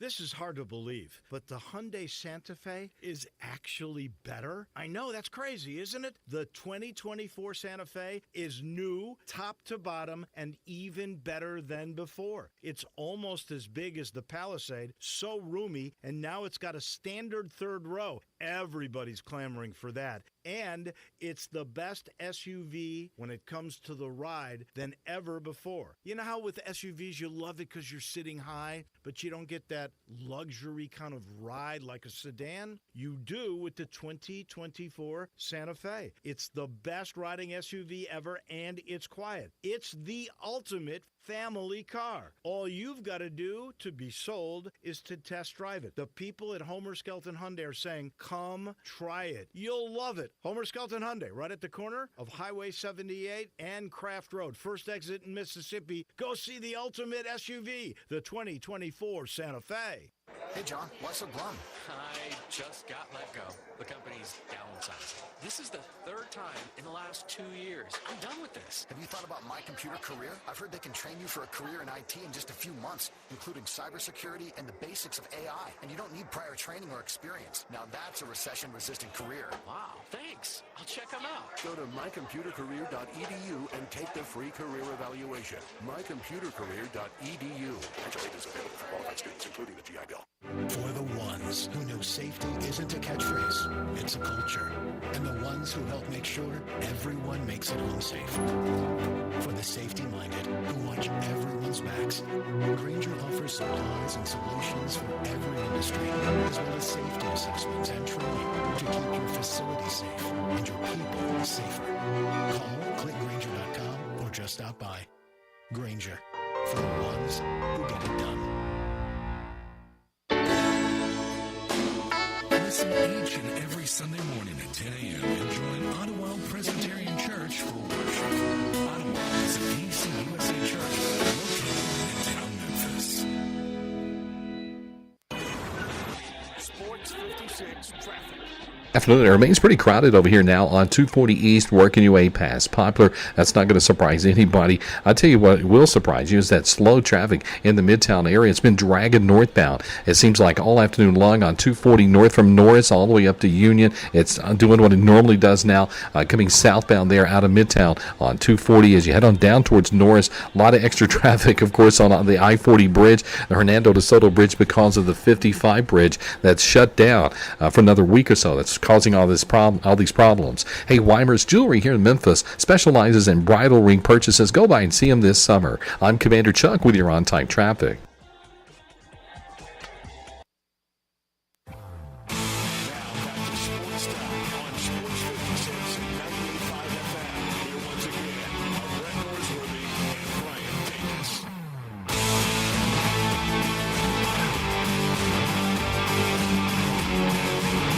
Welcome back into Sports Time. Bryant and Brett with you in our Family Leisure Studios. We've got about 30 minutes left in today's show. We got to talk about what's trending. And I've had the U.S. Open on my iPad in here. Scottie Scheffler just finished his round 1 over today in round 1. I think that's what a lot of people expected today would be like for most of these guys, and certainly talking to Doug Bell Be careful earlier. Tomorrow morning going to the golf course, Scotty. We know what happens at the last major. And I loved Rory McIlroy earlier this week being asked on how well Scotty's playing. He said, it's crazy when the only thing that can beat him is being arrested. It's the only way to keep him from winning. But we'll see what he does in the morning. Doug Bell was talking about it. Seems like those earlier groups really taking advantage of it this afternoon. Some guys struggling. I saw earlier, and I wrote it down because I wanted to bring it up. JT Poston, they showed this earlier. He was on hole number 3, I believe, because he was on his back 9. I think it was 3, or he had started on the back 9. I believe he was on number 3. And there's a bunker on both sides of the green. He hits it into the bunker, gets ready for a shot, hits it over the green and into that other bunker, gets over there, hits it back over the green into that bunker he was just in, and finally goes over there and is able to get it up on the green. I think he double bogeyed that hole. So that shows you just how hard this golf course is today. It's brutally tough. It's once a year to kind of have this set up. Yeah. And when we're visiting with our good friend Doug Bell earlier, he made the comment, I think mostly cavalierly, that he was talking about if Donald Ross could look down at his golf course, he would see, this masterpiece. And I asked him, well, wonder what he would, since we all are channeling our best Donald Ross these days, I wonder what he was looking down and thinking in 1999 when it was tree-lined and knee-high rough. Yeah. And we had the advances of the 20th century called fertilizer, water, chemicals. That's right. And now we've scrapped all that, and we're in this race to and doing it under the guise of tradition and what was intended. And we know golf is tradition rich. I love it and respect it. But we're doing it under this guise of we're going backwards to get it how he intended. Well, you don't know if he intended that or not. Did he intend for athletes to come along and have this type of swing speed? Ooh, no, probably not. Did he know that we would make a golf ball that you can hit to the moon now? Yeah. Did he know we would have drivers? Oh yeah. Clubs with a driver head that looks like a salad plate. Yeah. Well, and like you just mentioned, the technology that we have now to create these golf clubs that these guys are using nowadays is so different than back then. It's crazy. And I love Golf Channel. I really love it at the majors. I think every time we're at a major and we're in Taco Bell crunch time, and what am I keeping a close eye on? I always mention Live From. I'm so very proud that Live From will originate here in Memphis during the FedEx St. Jude Championship as part of the FedEx Cup. But on there, they all, and Brandon Chambly is quite the historian, but they all seem to, they know what yesteryear would be saying and thinking. You know what Donald Ross was intending for the year 2024 than we know what Madison Monroe and Monroe were talking about with the Constitution for now. No, not at all. That wouldn't that be something if we were all sitting here going, oh man, those guys that wrote the Constitution, they'd really be looking down today and love what they see. They might be stunned by what they see. They probably would be. And Donald Ross, I can as easily say he could be looking down and going, I thought y'all had technology improvements in the 20th century. Why are we going backwards? That's right. Yeah, it's interesting. What happened to having grass? Yeah, it's weird. It's strange, and it's different. But hey, Now, a legit comeback is where they have the very state of the art fairway now. Sure. That if you're outside of that very narrow, famously narrow fairways in the U.S. Open. That then, at 99, not as much in 2005 when Michael Campbell won there, but certainly now, you're in this very natural native area. Well, in 99, you were in in the lettuce. Sure, yeah. Well, that's a good, And you were hacking out to get back in the fairway That's right. and hoping for bogey. Yeah. They would say that's what you're doing now in a different way, but some of those places they can hit into now. And I just don't think you need to regrip your sand wedge after playing it, from the just outside the fairway. No, absolutely not. It's definitely interesting. Rory McIlroy now tied atop the lead. He's done for the day. A 65 under for Rory McIlroy. He joins Patrick Cantlay at the top. Anytime U.S. Open champion, and it looks like he's been flirting with being a winner this year. Bryson DeChambeau with a good day. Yeah, good day. 3 under for him. He's still out there through 16. We'll see if maybe he can improve on that. Maybe get there with Ludwig at 4 under. Maybe even get up to 5 under. Would certainly be tough. But I think it's when you look at how tough this course is, I think it's been a good day for a lot of these guys. And everybody's got to play the same course. And I know you have the early, late draw each day, but mostly everybody's got it's the same tee boxes and the same pins for everybody. Right. And eventually we'll get to Sunday night and a trophy will be handed out to the low man wins. Mm-hmm. No, definitely. So we'll see. Brett, earlier you told me and you wanted me to remind you, and you wouldn't tell me what it was. I already had forgotten. Thank you for reminding me. Yes, this generational question, Brian, difference, you wanted to help. There's talk two about. Things. First thing, I hear people talk about, and they use this term, what is gaslighting? I hear it, and you're oh man, trying to you've been gaslit. I mean, I'm careful when I'm out at the pump filling up. Well, you got to be. It is gaslighting is like kind of manipulation almost. Why can't we just say manipulation? That's a good point. I mean, we did for a long, long time. Let's see. So here's what because it's. Oh, you got a definition? I've got a definition because it's is hard Mr. Webster for me has to. one? It sure does. It's hard for me kidding to explain gaslighting.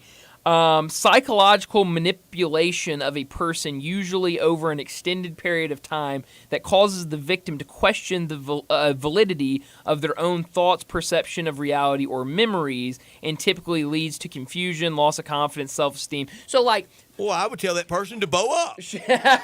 So, like gaslighting. I'll go to Brando and Godfather. Act like a man. That's right. I'm trying to think of like an example of gaslighting. So, like if me and Melinda got into an argument, right? Right. I'd stop right there. I'd start with a different example. Well, I'll Let's just say use me and you. Okay, we're in Let's an go argument. We're in an argument, right? And I am in the wrong, right? Mm-hmm. But the argument kind of gets through, and I start saying like, yeah, Brett, if you hadn't have done that, if you hadn't have brought that up, none of this would ever happen. And so I'm trying to make you feel like this was all your fault. Sure. And so it's kind of like very like you were very passive aggressive when you I made a B in gaslight. psychology. I'll let you know. Oh, how Fall about of that? 1983. Wow. So that's kind of it's a very at Memorial Hall. How about that? It's definitely a term that's getting very popular over the last 5 or 6 years. I would Next say. thing. Okay. Now I like pulling through at a big parking lot. Sure. Today, Yeah. at the Collierville Commissary, I pulled in. Of course. And I pulled all the way through to where all I had to do was pull out. Yeah, absolutely. Look, when you get a little older, backing up can get to be some definitely. issues, mirrors and such, and things like that. I pull through. I love pulling through. I see people backing in. Oh, Brett, let me tell you something. Why all the backing in? Oh, it infuriates me. You can ask Melinda. I hate when people back into spots. It makes me so mad. Because this is simple. You're eventually, you either have to back in and park that way, or if you pull in front ways and you have to back up to leave, you're still having to go through the apparatus of backing up. And here's the thing, Brett. Nobody knows how to do it efficiently. I mean, we're taking 3 minutes trying to back into a spot. I watched a person at the Kroger right by the commissary where I got our NFL magazines today. That's where I purchased them. How about that? Our Lindy's NFL football magazines. I saw a person, it looked like he was trying to land a C-130 on an aircraft carrier. And, dude, let it go. And for me, at least, it feels like I'm always either behind the person trying to back into a spot or something, and I'm having to wait for them to back into their spot. And it's a big thing with trucks. A lot of these guys, especially like people Trucks my age, as big younger, as a C-130. Yes, they're driving these massive trucks, and they love backing into spots. They don't know how to drive them. They don't know how to back into spots, and it takes forever for them to do it. I'm glad you brought this up, Brett, because it is something that I hate in life. And I don't know if you thought you were going to get that answer. I hate it. Did you see gas lighting being combined with backing in? Never. I didn't even think gaslighting would be brought up today. So check that off the bingo board, I guess. But let's go ahead and get to our final break of the day. When we come back, wrap up today's show with Taco Bell Crunch Time. Join the voice of the Tigers, Dave Woloshin, for Wolo and Friends. Weekday mornings from 10 to 11 here on Sports 56 and 98.5 FM.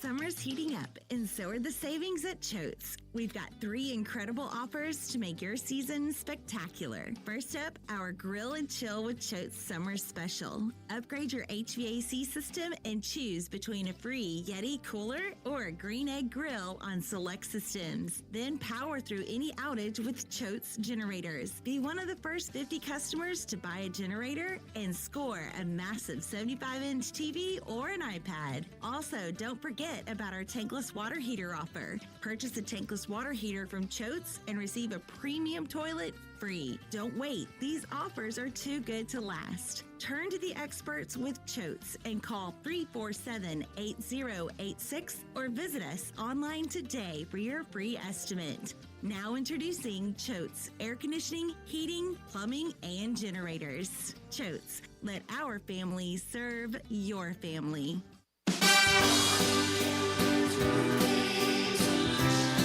It's silly season in the life of your roof. I'm Brian Elder, 867-0303. The weather can be unpredictable, and I'm ready to get more life out of your roof with our award-winning Owens Corning repair team. We're the repair guys the other repair guys call when they can't find the problem. Leaks become black mold when ignored. That's why when you call me, I start my inspection. Is it time for a beautiful new roof? 867-0303. I'll measure your roof from outer space and get you an estimate right over the phone. The best warranty in the business, including a warranty against ice dams. The only roofer in Memphis to offer a warranty against water intrusion due to snow buildup. Ask about military and first responder discounts. 901-867-0303 or BrianElderRoofing.com.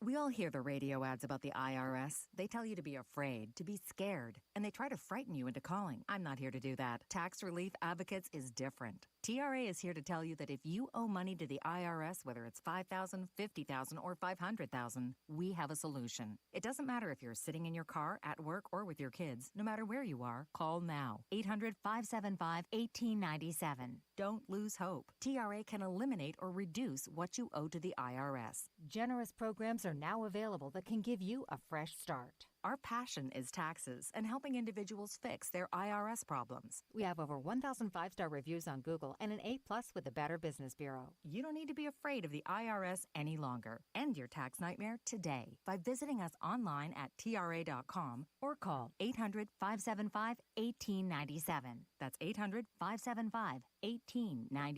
Tax Relief Advocates. Real solutions for real people. Must qualify for enrollment. Results may vary. Sometimes we're so focused on telling you all the great things about Sunrise on Jefferson and Sunrise on Poplar other than breakfast, we forget to remind you that the thing Sunrise does best is breakfast. Breakfast sandwiches on the signature house-made square biscuit, like the usual with bacon, egg, and cheddar, the rooster with fried chicken, house-made pickles, and Tabasco honey, or the plates of French toast or avocado toast, or the huge variety of bowls only available at Sunrise. There's simply no better place for breakfast in Memphis. Well, actually two. There are two better places.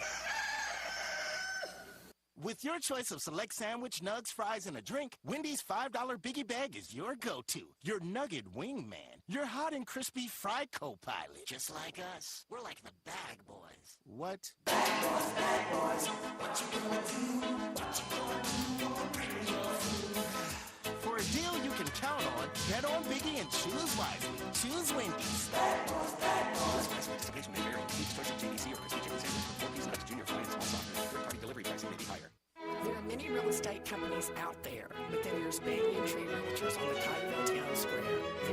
hands-on, family-owned boutique real estate companies whose agents have been offering exceptional attention to their clients for over 40 years. In an ever-changing world, Banyan Tree continues to maintain a small-town personal charm while providing a worldwide connection through its internet marketing presence. Personal service will never go out of style at Banyan Tree Realtors. Their agents are people you can trust, offering service you deserve. From residential homes to commercial properties, farmland, land lots, and historical houses, Banyan Tree has the expertise you can rely on. So if you're downsizing, upsizing, moving in, or moving on, give Banyan Tree Realtors a call today. Craig Smith and Mary Jean Smith and their agents are ready to serve you. Call today at 901-620-8920 or 901-359-2520. Now back to Sports Time on Sports 56 and 98.5 FM. Here once again are Brett Norsworthy and Brian Davis.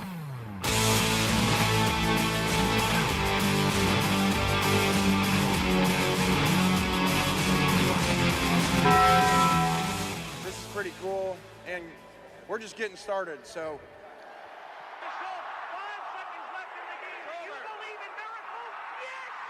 Go crazy, folks! Go crazy! This is for all the biggest crunch time. You are looking live. In your life have you seen anything like that? Goodbye! Hello, Haskell. It's obviously crunch time. Hammer, nail, coffin, this baby is over. The double steak grilled cheese burrito, so good. Double the steak with nacho cheese sauce, seasoned rice, red strips, sour cream, and the 3-cheese blend wrapped inside a warm flour tortilla, with even more 3-cheese blend grilled on the top. The double steak grilled cheese burrito, it hits the spot now at Taco Bell. And at Taco Bell, when they say they are feeding people's lives with unexpected good, they mean it. Bowl food you can't get anywhere else. Well, Brett, what I learned today was another good day for Tiger football as they pick up another commitment for the class of 2025. Andrew Leslie, a 3-star receiver from Georgia, committed to the Tigers earlier today, 6'2", 185 pounds. He joins Xavier Johnson as the 2 players committed for the class of 2025. Andrew Leslie, you look, had a lot of offers from Group of 5 schools. I would say not as big of an addition as Xavier Johnson, but certainly laying the groundwork to what could be a really, really great class for the University of Memphis in the class of 2025. Both these guys were on campus last week when the Tigers hosted 15 guys. So definitely a good start for those guys that they brought in. We'll see if any more of those guys commit, and I know it's going to be another big weekend starting tomorrow for the University of Memphis football as they're bringing another wave of prospects. That 3-star player from Georgia, Texas, and Louisiana, they always have a way of playing like a 4 or 5. Oh, they sure do. Get them. They're definitely a good player, so I love this pickup. I love the emphasis on recruiting the state of Georgia. What I learned, Sonny Gray has been worth it. Nolan Arenado was worth it. Talked about it earlier. Paul Goldschmidt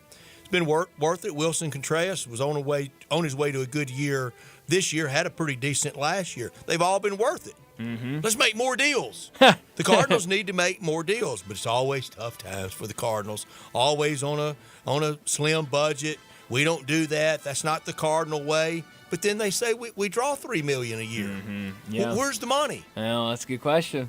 I need to find it. Need to use it. But Ballpark Village was mostly publicly financed. That's right. That's a good point. We'll have to see. Brett, what I could have done without the big story today has been that the Big 12 has explored the idea of selling its naming rights to a sponsor. Allstate seems to be the leader right now, and so everyone's kind of been talking about that. But in the last couple of hours, there's been more reporting on it, and Chris Vanini over at The Athletic says that several Group of 5 leagues are also exploring selling their conference naming rights, and that nothing could be off the table, and says that conferences like Conference USA, the American, and Mountain West, he's had people from within those conferences saying that that is being discussed and that could take place in college sports. No, we absolutely are, and so it'll be interesting what happens, but it definitely looks like it's going in that direction. One of these days, you'll see it. One of these days, I think you will have an owner of a college football or basketball or both teams. Yeah, it's different. Now we have boosters that think they all own it. Yes. But we're going to have an individual owner one of these days. What if the Public Investment Fund decided to get involved in college sports? Oh, well, I guess like they said, nothing's off the table. And we would welcome them. Yeah, we would. Because you have to have the money to exist. Could have done without this. I think it's a bad look for Luka Doncic. It reminds me a little of a young Dirk in some ways. He was a little bit whiny, a little bit grumpy out there early in his career, and then he learned, I can't play the other team and the officials. I can't constantly be at war, and look what it turned into for him. I think only the best international player of all time. Yeah, that was interesting when you brought that comparison up earlier. I had not really thought of that before, but I do think it is a really good comparison. You know what I used to call Dirk? What's that? Turkey poo. Turkey poo, I like that. Because he complained way too much and then stopped and just performed. Yeah, that's right. I like Dirk a lot, so maybe a not such a bad comparison. Where you beaming tonight? Beam me up for the rest of the weekend to Fame, Pinehurst. Number 2, these great crowds in North Carolina. It looks so good on TV to see all those fans of this great sport. So many concerns out there right now about golf with the TV contracts, the live gates. No problem with live gate in North Carolina this weekend. No, absolutely not. Brett, beam me to Rogers Place in Edmonton, Ontario tonight. Take your jacket. For games that take maybe multiple jackets tonight. Game 3 between the Oilers and the Panthers. Panthers have dominated the first 2 games, but had troubles with the planes. The air traffic control men up in Edmonton don't want to let them land in the city, so we'll see what happens tonight. I just don't know if air traffic control should be up to that much tomfoolery. Yeah, maybe not too many jokes. Were they gaslighting? Well, they were not gaslighting. Okay. I don't think you can consider that gaslighting, but we'll see tonight. If you're kind of up in the air, maybe you want to dive in and watch tonight, you don't know who to root for, I'll give you reasons. If you want a competitive series, something different than what we have in the NBA, you're cheering for Edmonton tonight. You want this to be more competitive. You want them to win tonight. If you want to see the first sweep since 1998 in the Stanley Cup Finals, you are rooting for the Panthers. If they win tonight, this one will also be over. They'll be waving the towels in Edmonton. I'll watch live from on Golf Channel. The autopsy on round 1. Phillies Red Sox continue in Boston. Rangers at Chavez Ravine late tonight. Yeah, the champions, the Rangers. That's right, and it looks like a good night, even though it's a limited slate in Major League Baseball. Some really fun games, I think, tonight still on the table. We also have Canadian football. You going to be tuned into any Canadian football tonight? Who's playing? The Winnipeg Blue Bombers and some other team. Is Chad Kelly still with the team? Chad Kelly's suspended right now. Okay. Yes. Chad Kelly got into a little bit of trouble. He's suspended right now. They're playing the Red Blacks tonight. The Blue Bombers are. So I don't know. I might tune into that a little bit if I get too tired with the Canadian hockey, I guess. But that's all the time we have. Enjoy your night. We'll talk to you again tomorrow afternoon.